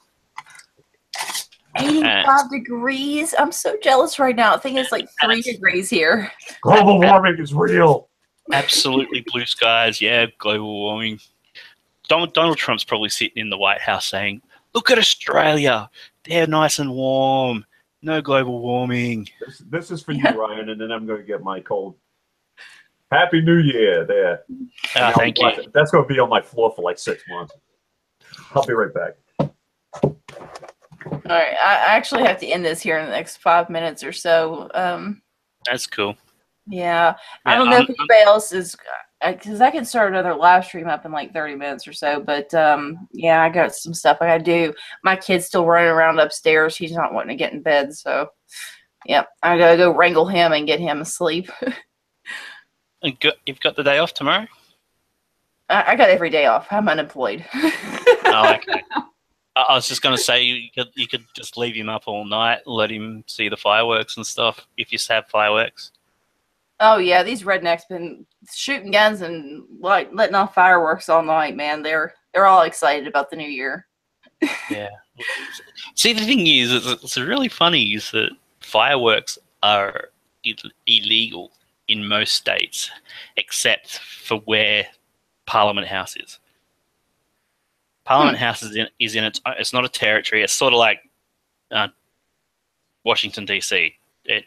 It's not an actual state. It's a territory, and that's the only place you can buy legal fireworks is in that little territory. It's the only. It's one of the only places that has legal brothels. Go figure. Hey, Snort. I saw your interview. You did fantastic on Graham's show. I wish the sound would have been better. Look, Graham needs to get his sound and his tech in order, because like that sound was awful. But dude, you had so much good information in that. Loved it. You did great. Are we having any sound problems right now? I left my headphones out in the truck and it's 15 below zero. No, you sound good. Normally I wear headphones, and I was using my laptop computer out at my son's house in Illinois, and they were moving them here, so the house was basically empty, and the workstation I had out there was basically a prototype for this one, but it was just 3 feet from the wall, and here I have a desk behind me as well. So out there, it was like a submarine. I had just as much space as somebody working in a submarine. So it probably sounded like one because the room was empty. I'll let you know, Snork, that it's about 80 to 85 degrees here in Australia. So I'll go and get your headphones for you. Yeah. Well, 85 degrees Celsius is pretty bad. Oh yes, that's bad. Yes, no, that's deadly. That's yeah. But no, I liked your interview with Graham. It was very good. Thanks. Where are you at in Australia? Victoria, southeastern Victoria. So at the bottom right hand side. I have bottom right hand side. Right in the middle. Oh yuck! No, no thanks. That's where it reaches 50, 125 Fahrenheit. No, no thanks. Apparently, he loves it. I haven't talked to him for a long time, but he lives near Alice Springs. Yep, that's where Ayers Rock is. Well, Uluru. He broke his leg riding out his motorcycle out to Ayers Rock. Yeah, you're not allowed to climb Ayers Rock anymore because people were pooing on it. Oh, yeah. Wait, and people were doing what on what? You know what Ayers? Do you know what Ayers Rock is? I've never heard of it. Stevie probably knows it as Uluru. Oh, Uluru. It's the big rock in the middle of Australia, the big red rock. Oh, okay. Yeah, and maybe they're just smearing chocolate on it, like one of my idiots did in the bathroom mirror. It got taken back through native title claim, so it got given back to the peoples who own, like the indigenous peoples who live there, but they still let people climb it. Only problem is it's in the middle of nowhere and there's no toilets. So people were doing their business on top of the rock. You got to know some people have been looking forward to that for months before they did it up there. That is a job creator right there. You poo on a rock and you get somebody to clean up that damn rock. It's a job creator. Yeah, no indigenous peoples want to do that. Nobody wants to clean up food. No way. So yeah, and people were taking naked photos on top of the rock and all that type of stuff, and around kids and all that type of stuff. So yeah, they shut it down. You're not allowed to climb it anymore. See, this is what happens with humans, man. We always ruin stuff because we want to put poop on it or be naked on something. It's like, our baser instincts take over and we kind of ruin stuff for everybody else. But, dang, that sucks. Well, the interview was real. He has a really short amount of time, Graham Eldwood show there. And we didn't get a chance to talk about poo at all. Oh, yeah, but you got to talk about urine. And by the way, now that Snork is a rock star, he's showing his entire face. And now we know his real name. I didn't know your real name until you emailed me. I was like, who the hell is this guy? Oh, okay. Dude, he was a patron for me. And I was like, who's Mitchell Heltz? I don't know who that is, but thanks. Actually, some people believe my name is Fartwink. I definitely prefer Snork to Fartwink. Where did that originate, by the way? I'm sure there's a story there. Fartwink? No, Snork. Y2K. It came from a project I did in the 90s. Okay. Sounds very secretive, military style. Keep it under your cloak. It's probably like a toy or something. Yeah. It was in the commercial realm. Okay. Oh, okay. All I think of are the Snorks on TV. The cartoon. It sounded like a Muppet, a Snork. Yeah, Google it. Snorks. It's a cartoon. Well, I added the vowels, so it's a little different than what the actual thing was. So, but yeah, most people ask me about the Fartwink. Yes, damn children. But yeah, after that, they had a set time link there for his show. We went on and discussed the whale cycle that one of the biggest problems we have for carbon dioxide is the fact that we killed so many whales. And whale poop feeds algae on the surface. And that's the world's main means of recycling CO2 into oxygen, not trees and not land plants. Because there is so little of the planet that actually has plants that produce that much oxygen. But the ocean's huge. And when you look at the areas that can grow stuff across the planet, mostly along the equator, it is not able to grow large amounts of plants. Mm-hmm. And if you even go into the Andes, you have large amounts of arid, elevated mountains. You go to Australia, and you've got the outback, not really nature's means of making oxygen. It's a wasteland. Yeah. And the major producer of oxygen in the vicinity of Australia are the reefs. Mm-hmm. They're in the water. And what do they eat? The reefs are fed by fecal nutrients in the ocean from fish and everything else. And definitely not humans. Well, we should be, though. See, here in the United States, we have millions of unemployed people. Mm-hmm. And, we provide for them, and we need to retrain them. And my thought is that we put them on boats, and we have schools on boats. And while they're retraining them, we have them basically fill sanitary pools and sterilize that so we don't poison the ocean.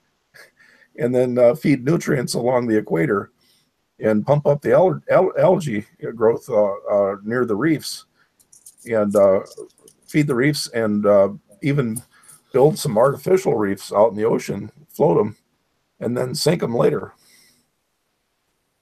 Mm.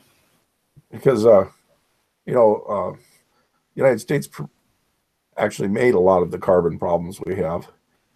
And we have enough idle people that we could actually solve a lot of the carbon problems. Yeah, I was watching a documentary where they were talking about growing seaweed, and they wanted to grow seaweed for commercial viability in Japan, but everywhere around Japan is like seaweed ponds growing seaweed.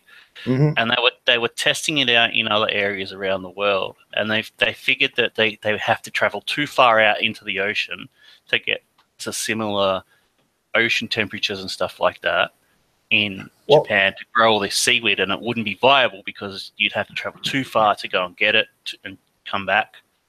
Correct, unless you want it to be non-toxic. Mm. Then you pretty much have to leave the Northern Pacific. Mm. And you're left with seaweed south of most of Europe. But you need it to be mostly more than 10 degrees or 20 degrees north of the equator. Mm-hmm. And the opposite. But there's not a lot of space down between South America and Africa. And we have to clean up the gyre. We have to clean up the radiation problems. I always advise family not to do anything with the seaweed from Japan because of toxic radiation. Fukushima. And but there's a thing that doesn't make public a lot is plants that grow on land suck up a little bit of water in their roots, and it is the mechanism for drawing all of the nutrients up to their leaves and the plant stem and all. So plants emit this enormous amount of water vapor in order to get the gases and nutrients they need to flow through the plant. And the world's worst greenhouse gas is not carbon dioxide. It is water vapor. Think of the problem we have with getting people used to buying the fact that carbon dioxide is bad. If we start saying water vapor's bad, we're really going to run into the trouble getting them to, and we're going to be putting up with all kinds of fake fights when we start bringing that one up. But seaweed doesn't use that mechanism because it's saturated in water. So growing food underwater in the ocean is a lot more greenhouse gas friendly than any plant you can grow on the ground or under it. Oh, real quick, y'all. I got to take the trash out. My son's asleep, so we're good on the live stream, but I got to take the trash out real quick, so I'll be right back. So y'all go ahead and keep talking. Mm-hmm. Can you take mine out while you're out there? Well, a lot of places I've noticed are not going to be taking Monday off. That surprised me. Now, the post office, are they working tomorrow? We have the option. I have the option of going in. I have a paid holiday for New Year's. Now, the non-career employees, they are required to work on Monday, because you have to realize too that Tuesday, all the mail that wasn't delivered on Sunday and Monday, that's that extra, you have to process mail on a Monday, even with the holiday. And with Christmas, you run Christmas. It's just that the full-time regulars, that the career employees get that holiday off if they want it. And the way that it works too is, if my holiday, I'm off Sunday, Monday. So if my holiday falls on Monday, my holiday was Saturday. So I got paid holiday pay for working Saturday, and I can take off New Year's Eve and New Year's this year. And the same thing so people actually schedule their holidays based on what their days off are sometimes. So. Well, our post office posted that they would be closed on Sunday. This is Sunday, right? Yeah, the 31st. Right. Well, I think each town is different. It depends on what their delivery system is, because our postmaster created a system to where on Sundays, we delivered the expresses and we went to all of the little blue boxes. Now, this was years ago when I first started. So, and the part-time flexibles, or the people who hadn't made full-time yet, those were the ones to do that. But I think each town is different. I don't think it's a national thing at all. I just thought it was strange that they posted it's normally closed on Sunday, that they would be closed on Sunday. Well, I think, I don't know exactly what that means. I know Amazon gets delivered now on Sundays, but that's getting contracted out a little bit. There are companies, and I think that Amazon might actually have a small fleet of their own. I'm not sure.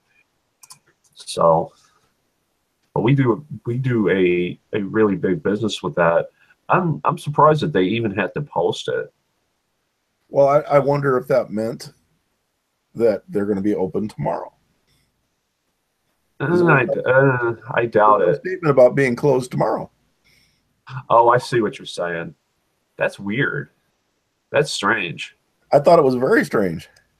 Well, what they could do, and let me, if you find out, let me know, because what they could do is they could staff it with those non-career employees, which is not really necessarily a good thing, especially if you have them working on Christmas Day. They could be either really, really crazy with the returns or whatever, or really dead. But that gets into a whole different thing with the non-careers and, the hiring system, and being able to get away with not paying people for for injury comp and that kind of thing. Which that it gets into a whole thing. Here in Australia, everything shuts down except like emergency services. So if the post office shuts down. Government agencies like our welfare organization is called Centrelink, and that shuts down. Okay. So if you need anything from them, you literally have to wait until the next work day to actually. So Saturday, Sunday, Monday, shut. Open on the Tuesday. Emergency services run 24/7. But yeah. Well, Macy's and all the companies, they're possibly shutting down. So that's emergency services for us. It's insane. Some of the stores, they open like it's Christmas at like 2 a.m. after Christmas night, and these stores are opening up, and I'm like, Jesus Christ, for Black Friday. Black Friday is a holiday for us now. Okay, so I got a quick question for y'all. I have to run down to the gas station like super quick. It only take me like 10 or 15 minutes. So do y'all want to keep talking while I run and do that? Oh, of course. Or should I end the live stream or whatever it is y'all want to do? I'm open for it. So go grab your smoke squirrels or whatever you got to do. Yeah. Go grab whatever you got to get. All right. I know you well enough. Go grab your smoke. Bring back something nice. Yeah. Get us a chocolate bar or something. So in Australia, it's actually, I'm pretty sure it's illegal for non-essential businesses to be open on Christmas Day. Okay. So things like supermarkets, banks shut down. Banks are worse than the government. They shut down whenever they have the chance to shut down. Well, we don't have Black Friday. Well, they're trying to implement it because we don't have Thanksgiving. That's an American thing. Yeah. So you get most of the online. It's like, oh, it's Black Friday. Get stuff cheap because it's Black Friday. It's like, no, we're not Americans, so we don't need it. My thing too. Question for you: if you guys have direct deposit, you're golden because sometimes people get paid on Christmas, and if you don't have direct deposit, you have to go to the bank and you have to wait. Mm-hmm. And, most, if not all, major companies are direct deposit. Okay. There's no take a bank check and get it cashed and stuff like that. There's none of that now. It's all just direct deposit into your account, and it even gets deposited on Christmas Day. There's no waiting period. You have to get that transformer toilet seat cover for your kid or whatever. You have to get that whatever thing, so you have to depend on that check. Yeah, but see, the thing is, our postal service is really slow. Really slow. I know. Yeah, it took 9 days. The person I was sending it to got it yesterday, so I sent it 10 days ago, and it was only going like 25 miles away. Hold on, I gotta see the chat because if we're going into a postal thing, they're going to be rolling their eyes. They're going to be like, "Oh God, he's going to talk about it again." But the thing that people don't realize too is that the United States has a ridiculously integrated air system in regards to the postal service, and so you guys probably do a lot of truck route stuff, or you deliver through trucks. Probably not as much airmail as we do. Oh no. Yeah. Like, I mean, it's really expensive and it's really slow, and it's they have to ask the government to set the price of stamps. So well, we have that too, actually. So they have to go to the government and say, hey, look, 50 cents per letter is not enough.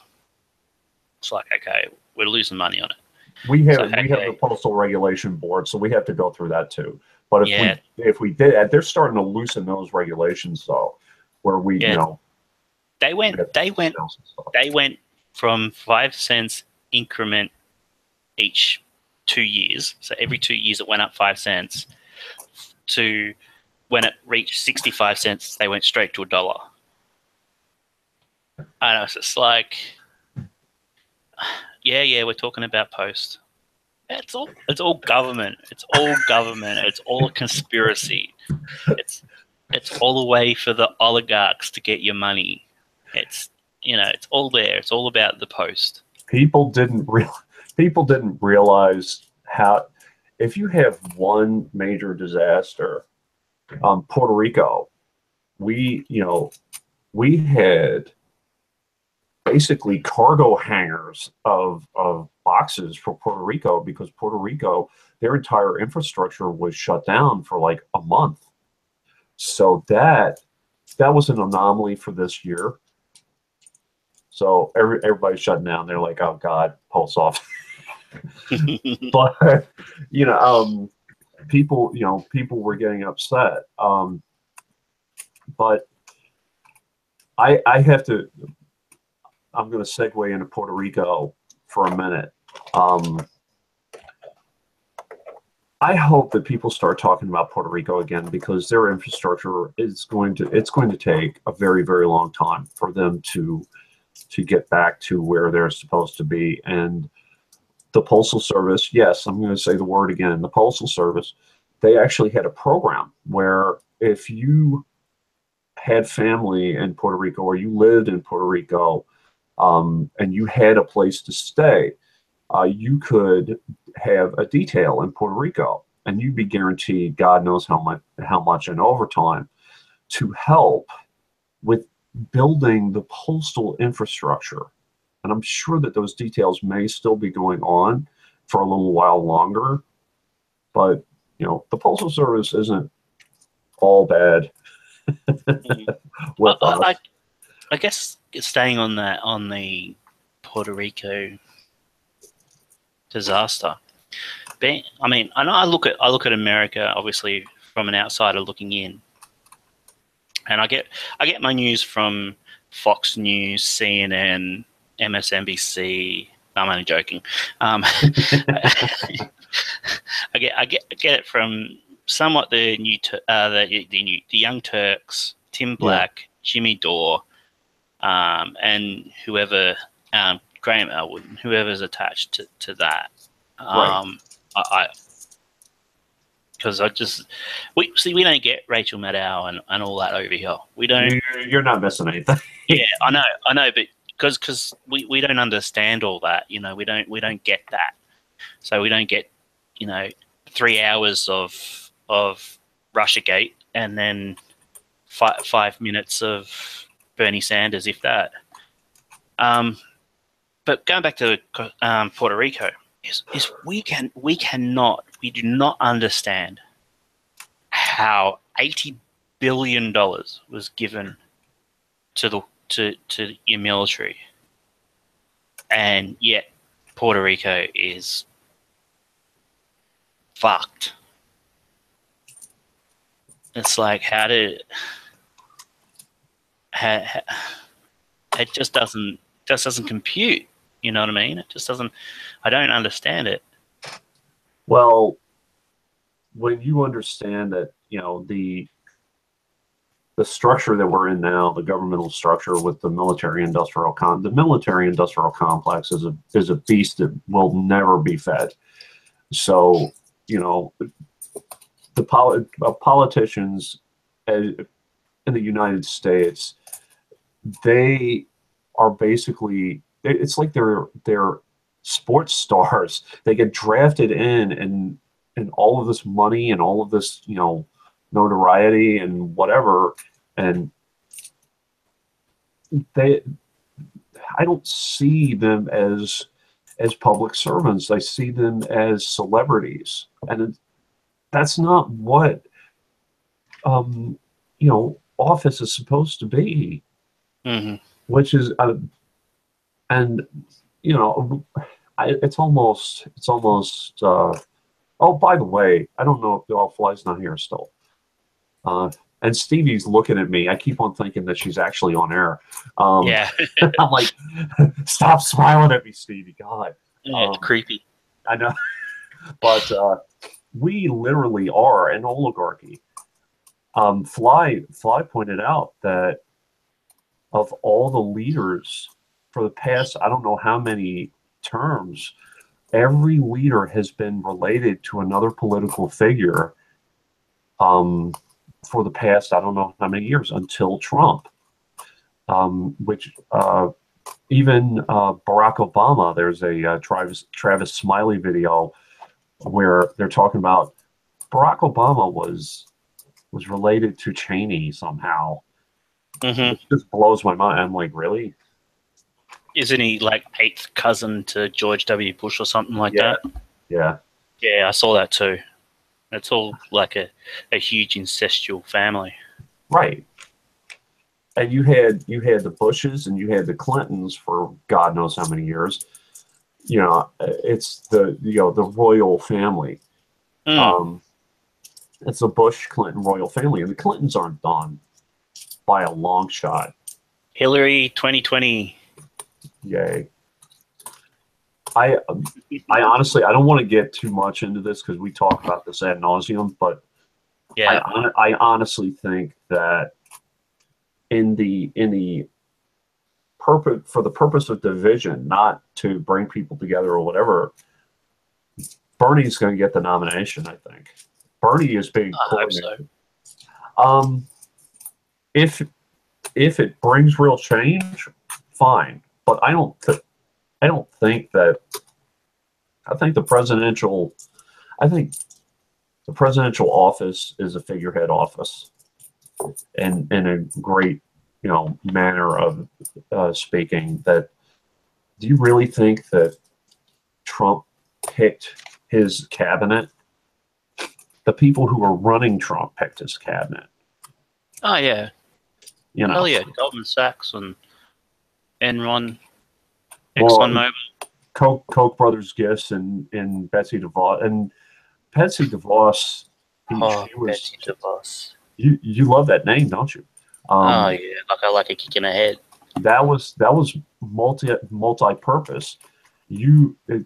We are anti-education as it is right now.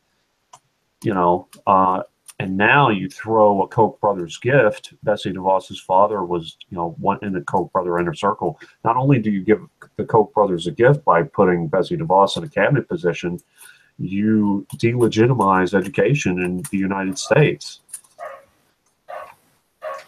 Like completely. I guess the real good difference between Australia and sorry if my dog's barking, it's a pain in the ass. He's a yapper and a snapper, and it just drives me nuts. He's only about a foot tall. Anyway, I guess the one good thing about Australian politics is that to have people fill those type of positions, they have to be an elected member of parliament. So our prime minister can't go out and say, all my Goldman Sachs mates come in, be the minister for education, minister for human rights, minister for infrastructure, minister. They have to be elected members of parliament. So I guess that's the one good thing about our parliamentary system is that they can't, you can have your staff and all that type of stuff be insiders and stuff, right? And we call them bureaucrats. I don't know if that's what you call yours, but all the bureaucrats can come in and advise, and I put advise in quotation marks, the politicians. Yeah, they're directing policy. Yeah, That's all they're doing. exactly. Yeah, exactly. But also another thing is like the government has to well, they don't have to, but they take it to their party. They'll take the piece of legislation to their party. So our Conservative government at the moment took a piece of legislation that would give $65 billion worth of tax breaks to the richest organisations who don't pay tax in our country. And that would have been passed by his party in the party room, and then he would have brought it to put it to Parliament. It would have been voted on, and then it would have gone to the Senate, and it got shut down in the Senate. So it got sent back to get re-looked at and all that type of stuff, and then it gets sent back to the Senate and backwards and forths. But it got shut down, and our Senate has a lot more independence in it, so they're not that they'll vote at their own free will and what they feel is right. Which can be good and bad at the same time. And you have to, well, sometimes you can't get any legislation through. Right. So it can, you can have a really good welfare bill that helps get people out of poverty, but you got those sort of conservative independents that'll jump in with the conservatives and say, no, not having it, so it won't pass. So it has its good and its bad, but at the moment, nothing really major is getting through it all. But there is a piece of information that people always throw out there in the United States that us independents should be taking over. Well, independence, that's a giant umbrella. You have your left-leaning, for lack of a better word, independence, and then you have your libertarian-leaning independence, or there are so many different ideologies when it comes to independence. It's this whole idea of the independents unite. It's not that simple. It just isn't. No, I mean, and that's why they became independents, because they don't have any allegiances or they don't feel that they fit in the major parties. Now, how in bed can Australian politicians be with corporations? I have to say, before I go on, I don't remember the two people. Caitlin Johnstone, a few months ago, she mentioned that there were a couple of guys who, kind of as Stevie was saying, they're good guys and they're following the rules, and then all of a sudden they find out there was a procedural rule that they didn't know about, but they didn't follow, which kind of eliminates them, and they immediately resigned and made public speeches. That was the thing where I was talking about before, was the citizen debate, where they were dual citizens of two countries. Okay. So a lot of countries have this thing where if your parent was born in another country, but they moved to Australia and you were born, then you're automatically a citizen of that country as well. So let's put it, our Deputy Prime Minister, his dad is a New Zealander, came to Australia in the 1950s, had Barnaby Joyce is his name, and he automatically is a dual citizen of New Zealand and Australia. So in our constitution, but when it was made in 1901, the government, or the politicians at the time, when they were forming a federation of Australia, put in the constitution that you are not to be of any other nation but Australia. Okay. Now, in Australia, do you have any pseudo-state, kind of like Puerto Rico? is not an official state of the United States, but they're a territory. Are there any areas in Australia that are kind of like that? Okay. Okay, so you've got now let me count: Queensland, New South Wales, Victoria, Tasmania, South Australia, and Western Australia. They're all states, and then you've got the Northern Territory, which is a territory, and the capital, Australian Capital Territory, which sits inside New South Wales, where Parliament House is, Australia's Parliament House is. But they're pretty much treated like states anyway. Then there's not much. There'd be some sort of there would be some legal differences in the way that they get funded and all that type of stuff. But just instead of having premiers of the state, you have governors. We have premiers, but they have chief ministers. So it's just a whole heap of names and stuff like that that's different. But we don't have anything other than Tasmania, which is the state of Australia anyway. Like we don't treat New Zealand as a state of Australia because they're a country. So, and the only other countries that are close to us is like Indonesia and all the Southeast Asia. But the Northeast Territory, if you're from that area, it's not like you're not considered. You're Australian. You're Australian. Like Puerto Ricans are not considered Americans, which is insane to me. Mm-hmm. Mm-hmm. And Washington, D.C., they don't have if you actually live in the city of Washington, D.C., you don't get representation, which is insane to me. No, every state and territory has a premier and a chief minister. Okay. So it's just like how, and different states have, like Queensland only has one level of government, whereas Victoria, New South Wales, South Australia have the two-tier system. Yeah.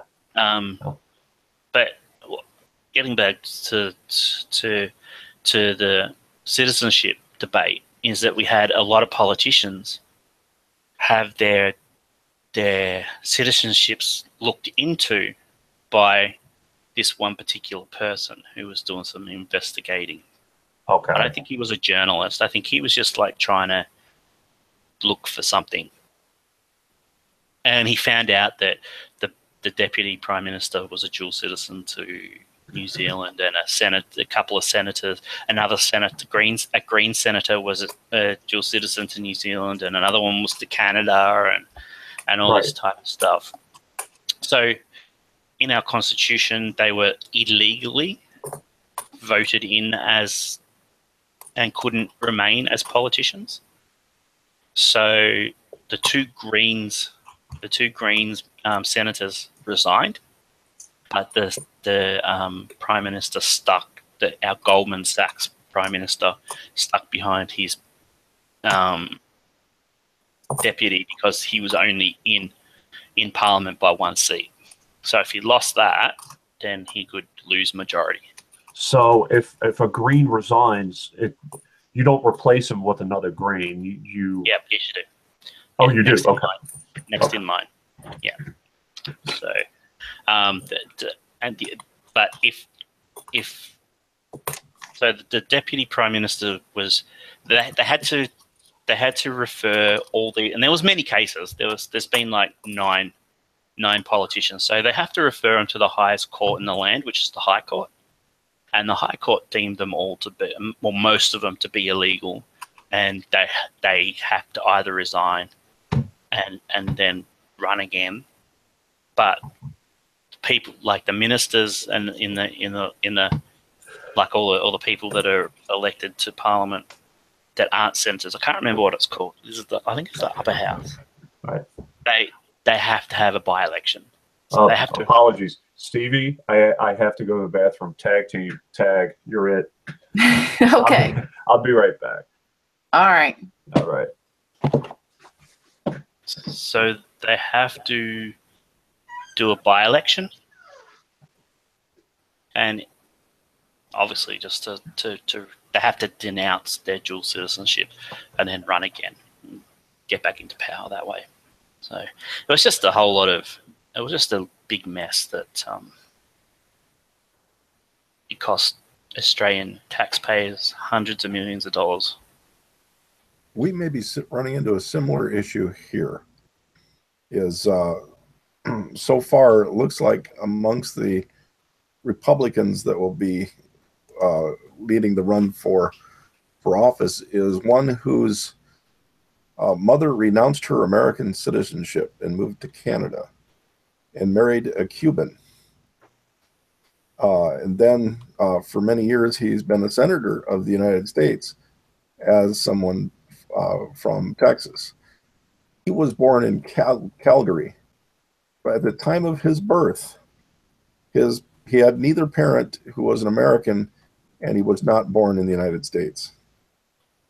So he really he renounced his citizenship to Canada, but he did not have any legal connection to the United States. I think I know who you're talking about. Yeah, but the one citizenship that he does have, that he has a course to, is he could claim to be a Cuban. Mm-hmm. So here, and he is among the front runners of the American Republicans. And that's scary. Yeah, because I think that issue would have come up if he had looked like he was going to get the front seat to the nomination. Mm-hmm. Now, I have dealt with another country near you, New Zealand. Yeah. And they have a territory called the Cook Islands. Yes. And I don't know how they seem to be treating them pretty well. They were, they referred me to talk to someone there about some water issues they're having. And they came up and visited me from Rarotonga in Chicago.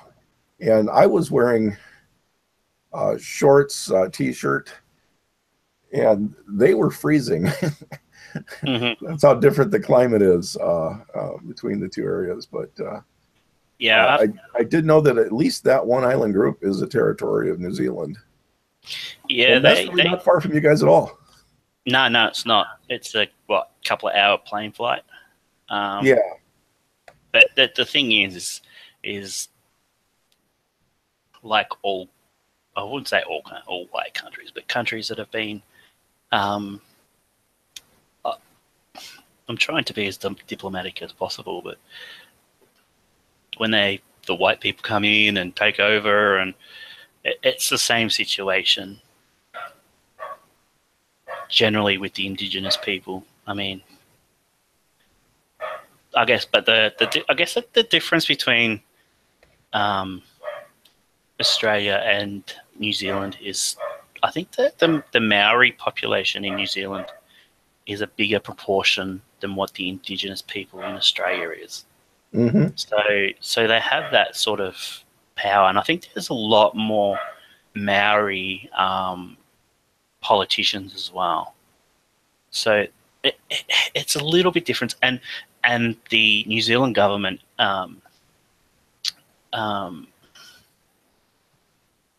what's the word? Recognizes Maori culture. Absolutely, unequivocally adopts Maori culture as part of the constitution and everything, whereas Australia doesn't for its indigenous people.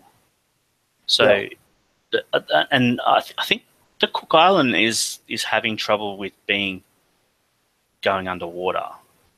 Yes. Well, that's one of the reasons they were talking to me. Yeah. We get a lot of those, the Pacific Islanders. So you got like the Tongans and the Cook Islands and the Samoans and stuff like that come to Australia because their homes, there's nothing for them on the islands anymore. Well, they're going to lose the atolls. Mm-hmm. I don't think we're going to be able to save the atolls. Some of the other countries I've been dealing with are Tuvalu and Kiribati. And Kiribati probably will only have one surviving island. The rest of what they have is atolls, and what they'll end up being is ocean shallows. and countries will probably try to move in if they evacuate, and try to build platforms to use them for space launches and other meeting points. So the area still has use, even if it's underwater and is not livable. It could probably be more valuable to corporations than it is if they're able to live on the islands. Yeah, I think that Australia is going to be and New Zealand a large intaker of the people who can no longer live on these islands. Well, one of the debates going on right now is in Kiribati there are the Bonobans, and then there's the others. The Bonobans were from an island that when Great Britain conquered the area, they started taking guano from the only island in the Kiribati group. Yeah, at that time they called it the Gilberts, and basically turned a really almost Hawaii-like island into a moonscape. Wow.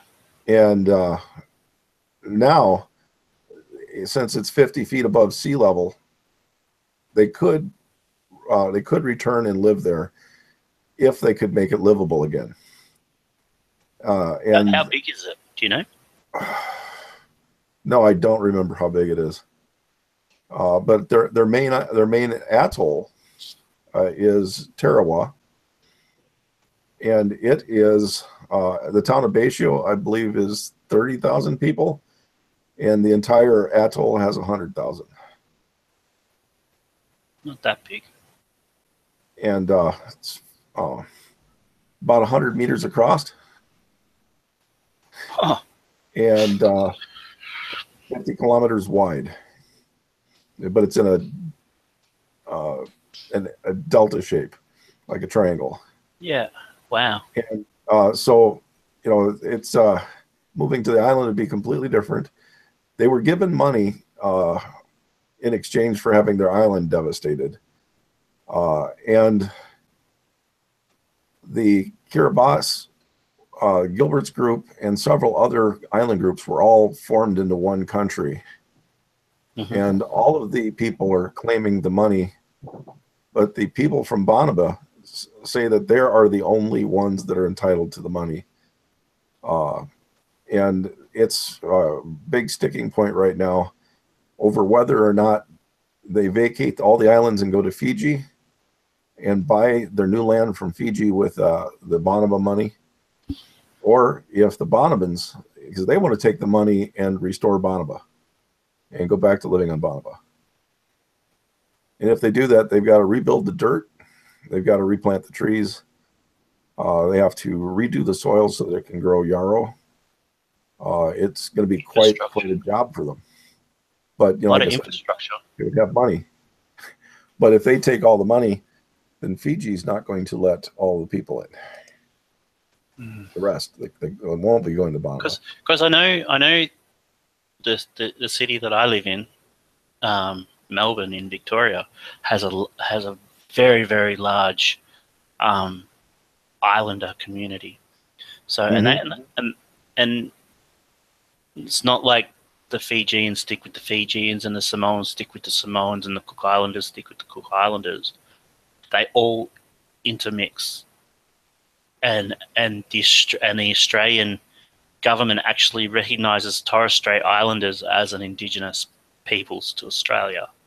So if you're an Indigenous Torres Strait Islander, then you're Indigenous and you get all the rights of being an Indigenous persons.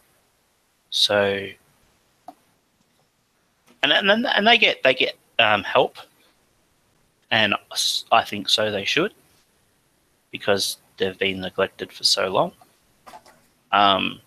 Many conservative people would say, "Fuck them, they don't deserve anything." Mm-hmm. But I can see Australia absorbing a lot of the Pacific Islander peoples into the country. almost every country, even the ones that aren't going under, are losing their water tables. Mm-hmm. So the biggest problem they have, almost all of them could live by platforming above the sea level. But the loss of the ability to grow taro, coconuts, and a few other foods, and the ability to get drinking water are their biggest challenges. Yeah. Well, I was watching a documentary on Tonga. I think it was Tonga. That's where they were talking about the importation of the majority of their food. Yeah. And most of it is the food that places like Australia don't really consider food. So it's like all the fatty parts of lamb. Like they're very known for the belly bit of the lamb, and it's extremely fatty, like really, really fatty. And it's like 90% of Tonga, I'm pretty sure it's Tonga, are considered overweight or obese because they import over like 90% of their food. Well, I know that I was eating such a poor diet that I gained an awful lot of weight. It's really tough to lose it once you get it. Dude, don't even get me started on poor diets, man. I have got the worst diet right now, which is whatever is available to me. You know, like that's kind of like when you don't have food that is like you don't get to plan, you know, like when it's just whatever is available to you, you just take whatever is available. So it's like right now, it's like I don't have a lot of food that I can personally, you know, go and research and plan my own diet and stuff. It's just whatever people can give to me. It's kind of like the Buddhist philosophy, you know, it's like whatever is available, you'll eat. So that's kind of like what I'm doing right now. It's like, you know, whatever, you know, people can give to me or whatever I can, you know, possibly afford on my own. That's kind of what I'm eating, which is not necessarily the best kind of food right now. So I've probably put on like 50 freaking pounds in the past, you know, couple of months. I mean, it's not something that I recommend for everybody, but you know, it is what it is, and I take whatever food I can get. So, and sometimes, you know, you put on weight whenever you got to do that. So that's where I'm at. I don't care. It's winter, man. I'm in hibernation full mode right now. I don't want to go to the store. I don't want to go down the road. It's 3 degrees outside. I'll take what I can get. So it's bikini season here. I'll lose weight. I'll be healthy in the summer. Right now, I'm going to be a fat ass, and I'm going to hibernate. I consider myself as living in poverty in Australia,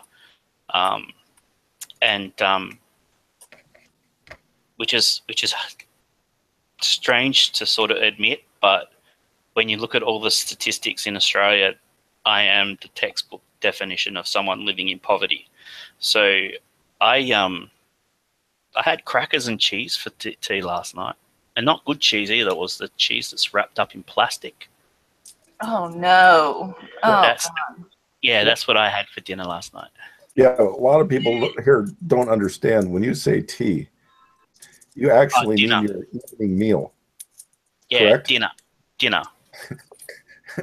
And a lot of people here, well, I mean, just for other people listening, in the UK as well, when they say tea, they mean dinner. When we say tea, we mean like snack and a drink. Yeah, or have a tea or have a drink of tea. Like, actually, can you make me some tea? Like, can you make me a tea? If it's make me a tea, it's make you a cup of tea. If it's make me some tea, it's make me dinner. Yeah. I was working with a guy in Northern Ireland, and you know, he had to remind me that I don't speak English. I speak American. And a lot of times we'd have these little English lessons. Yeah, I don't see America being much different to Australia. Like I understand Australia. I understand Americans Yeah, in fact, I was working on a project with some Australians, and I found that for tech support, giving directions, an Australian woman has the absolute best voice for understanding, because they enunciate words differently than we do. And even on a bad phone connection, it still comes across. Now, you guys might have the opposite problem. See, we don't. We like when I ring America, we don't have the. You've got to request the option to have someone speak in a different language. It's not sort of here's the English version, here's the Spanish version, here's the next version, and then go through the options. It's like, welcome to, say, like Telstra, a telecommunications company. Welcome to Telstra. Press 1 for this, that, and the other. Press 2 for this, that, and the other. Press 4 for bilingual. It's like the person doesn't understand what you're saying to begin with, and then they've got to go through all these options that they don't understand just to get to the last option that they still don't understand. You know what I mean? That's where we fall down. Yeah. Also, one of the biggest changes has been the last few years. The quality of the connection is just wonderful. It used to be that when you spoke with someone in Australia, it was difficult. I mean, just to get through the hash and the background noises that the system would throw in. And now it's just like this. I would say even 2 years ago on a project with some Australians, that Skype would still, be misbehave quite a bit and give us a lot of problems understanding what they were saying. And now it's just like, oh, you're just in the room with me. I think also because we have, like, we're taught to pronunciate words properly because of the amount of cultures that we have within Australia. It's like, obviously white people are the most dominant, but I mean, we have a massive array of multicultural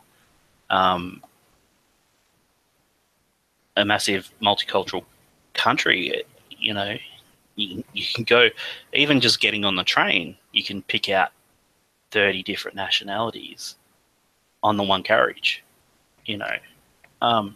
and to be able to communicate with everybody, you've really got to make sure that what you're saying is crystal clear, so you're not repeating yourself over and over and over and over again.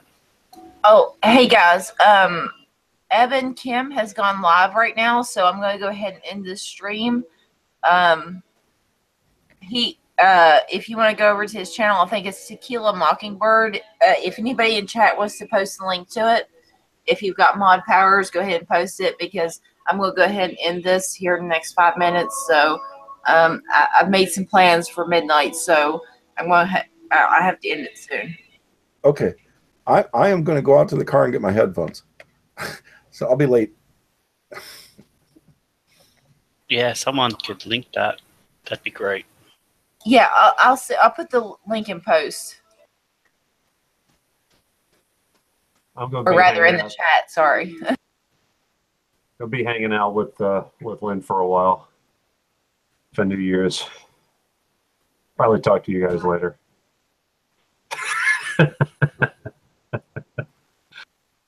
Yeah. All right. Give Lynn a hello from me. She's a sweetheart, I'm telling you.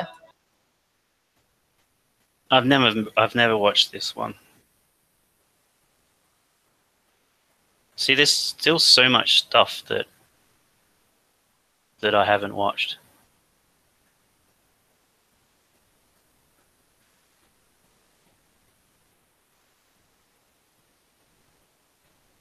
I hope my music's not too loud. Of course, I'm rocking out to John Denver right now, but yeah, I know you're kind of new to this, Ryan. I know you're new to the show, but Yeah, we usually a lot of the times I do live streams on Evan's channel or whoever or on James Mana Talk. Usually that's where we do our live streams, but tonight I was feeling a little froggy and I did a live stream my own self. So, you know, yeah. That's cool.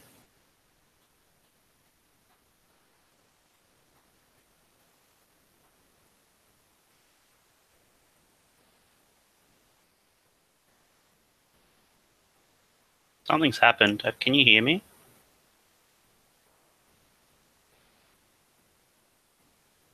Yeah, I can hear you. I think Fly just posted the link to the chat, to Evan's chat in the So what does Evan talk about? Oh, same thing. We're on the same page. He's been here all night, and we do the same thing. We talk about the same stuff, you know. Kind of talk about the problems of the world and how to solve them, you know. Anyway, all right, I'm gonna go ahead and end this one. Hey, Stevie, I'm so glad, Ron. I'm so glad you were here. You're new to this, so I'm so glad you had your input here. I mean, seriously, I learned so much from you tonight, and I'm glad you had your input. And everybody else, Independent Outsider, Evan, you know, check out and Snork, check out their channels. And if you haven't checked out Snork's interview with Grant Elwood, I know his real name is Mitchell Helt, but you know, we all know him as Snork. So, you know, if you want to check out his interview with Grant Elwood, you know, he's got a lot of really great information in there. So definitely check him out, and the other channels as well. So, and another one is Lisa Hauserman. I'm new to her, but she does live streams at 2:30 each night or each, you know, afternoon. So, I freaking love Lisa Hauserman. Is that the robust opposition? Is that her? Or Who? Is that something? Is that the robust opposition? No, she usually does. I mean, look, this woman, she's from Pennsylvania. Oh, I know. Does her own independent, like, she's like you. She reminds me so much of you, Independent Outsider. Oh God. She has the burning hair, don't care. You know, she doesn't give a shit about that stuff. But she has so much good information. I mean, she's so well educated, and she does a lot of like trivia games within her, you know, live streams and stuff. I mean, she's great. She's freaking fantastic. I love her. She reminds me a lot of people that are from West Virginia. Sorry, a little drunk tonight. It's New Year's. All right, give me a break. All right, so I'll see you. I'll see y'all soon. And yeah, thanks for being here tonight. I really enjoyed the conversation. I learned so much from y'all tonight. So I'll talk to y'all soon, hopefully. All right, catch up. Bye. All right, y'all. Good night. Love y'all, and I'll see y'all soon. How the hell do I get off this thing? Oh, there it is. Dude, I ask myself the same question every time I try to end a live stream, Independent Outsider. I'm like, how the fuck do I end this? All right, let me find the end button. All right, thank y'all for, and especially the people in chat. I'm telling you, the people in chat are our backbone. I tell you, if it wasn't for the chat people, we wouldn't be here. I know, like the people that are on the video that you know, we usually get the attention, but I'm telling you, if it wasn't for chat, especially, I mean, you see it with Graham Elwood, you know, it's the chat people that really make the channel. Graham Elwood, Tim Black, it doesn't matter who you are. If it's, when it comes to the people that's in the chat, you're the people that make this. It's not the people that are talking. It's the people that are in the chat. So I really appreciate y'all for being here. Karen Sheets, Jake, Jack Steak, always mess his name up. Jack Steak Jacobson, Fly, Jenny Lynn, M99, Rusty Shack. And Rusty Shack, let me tell you something. I was worried as fuck about you when that hurricane happened. I didn't hear shit from you after that hurricane. And I was so worried, buddy. I got my people out looking for you because I was so worried about you. Jake Smith. We got, who else we got? Oh, Mac Electro. Let's see who else we got. I forget. Let's see. Snork, everybody that came on the show. Ron, I swear to God, you gave me life today. When we compare how our minors got treated, I mean, you really opened my eyes to a lot of stuff tonight. So hopefully I can spread that among the other minors that are here in West Virginia, and hopefully elevate their standards to, a better type of standard. I mean, we've got so much Copter. There's so many people here. Karen Sheets, Jake Smith. There's so many great people that were here tonight, and I can't even name them all. Independent Outsider, Eben. There's so many people. Okay, so I'm going to go ahead and end this before I make a fool of myself. So, all right, I love you guys, and I hope you have a fantastic new year. And James Manotalk, I know you didn't really get to talk tonight, but if you haven't checked him out, please check him out, because it's usually where we do our show, which is on his show, either him or on Evan Kim's channel, which is, I think, Tequila Mockingbird. So please check that out. That's usually where we do our live streams and where we get to really talk about things and work, these problems out. So, yeah. So please check those people out. There's a lot of great people out there, and I love you guys, and thank you for spending time with me this New Year's Eve, and thank you. Good night.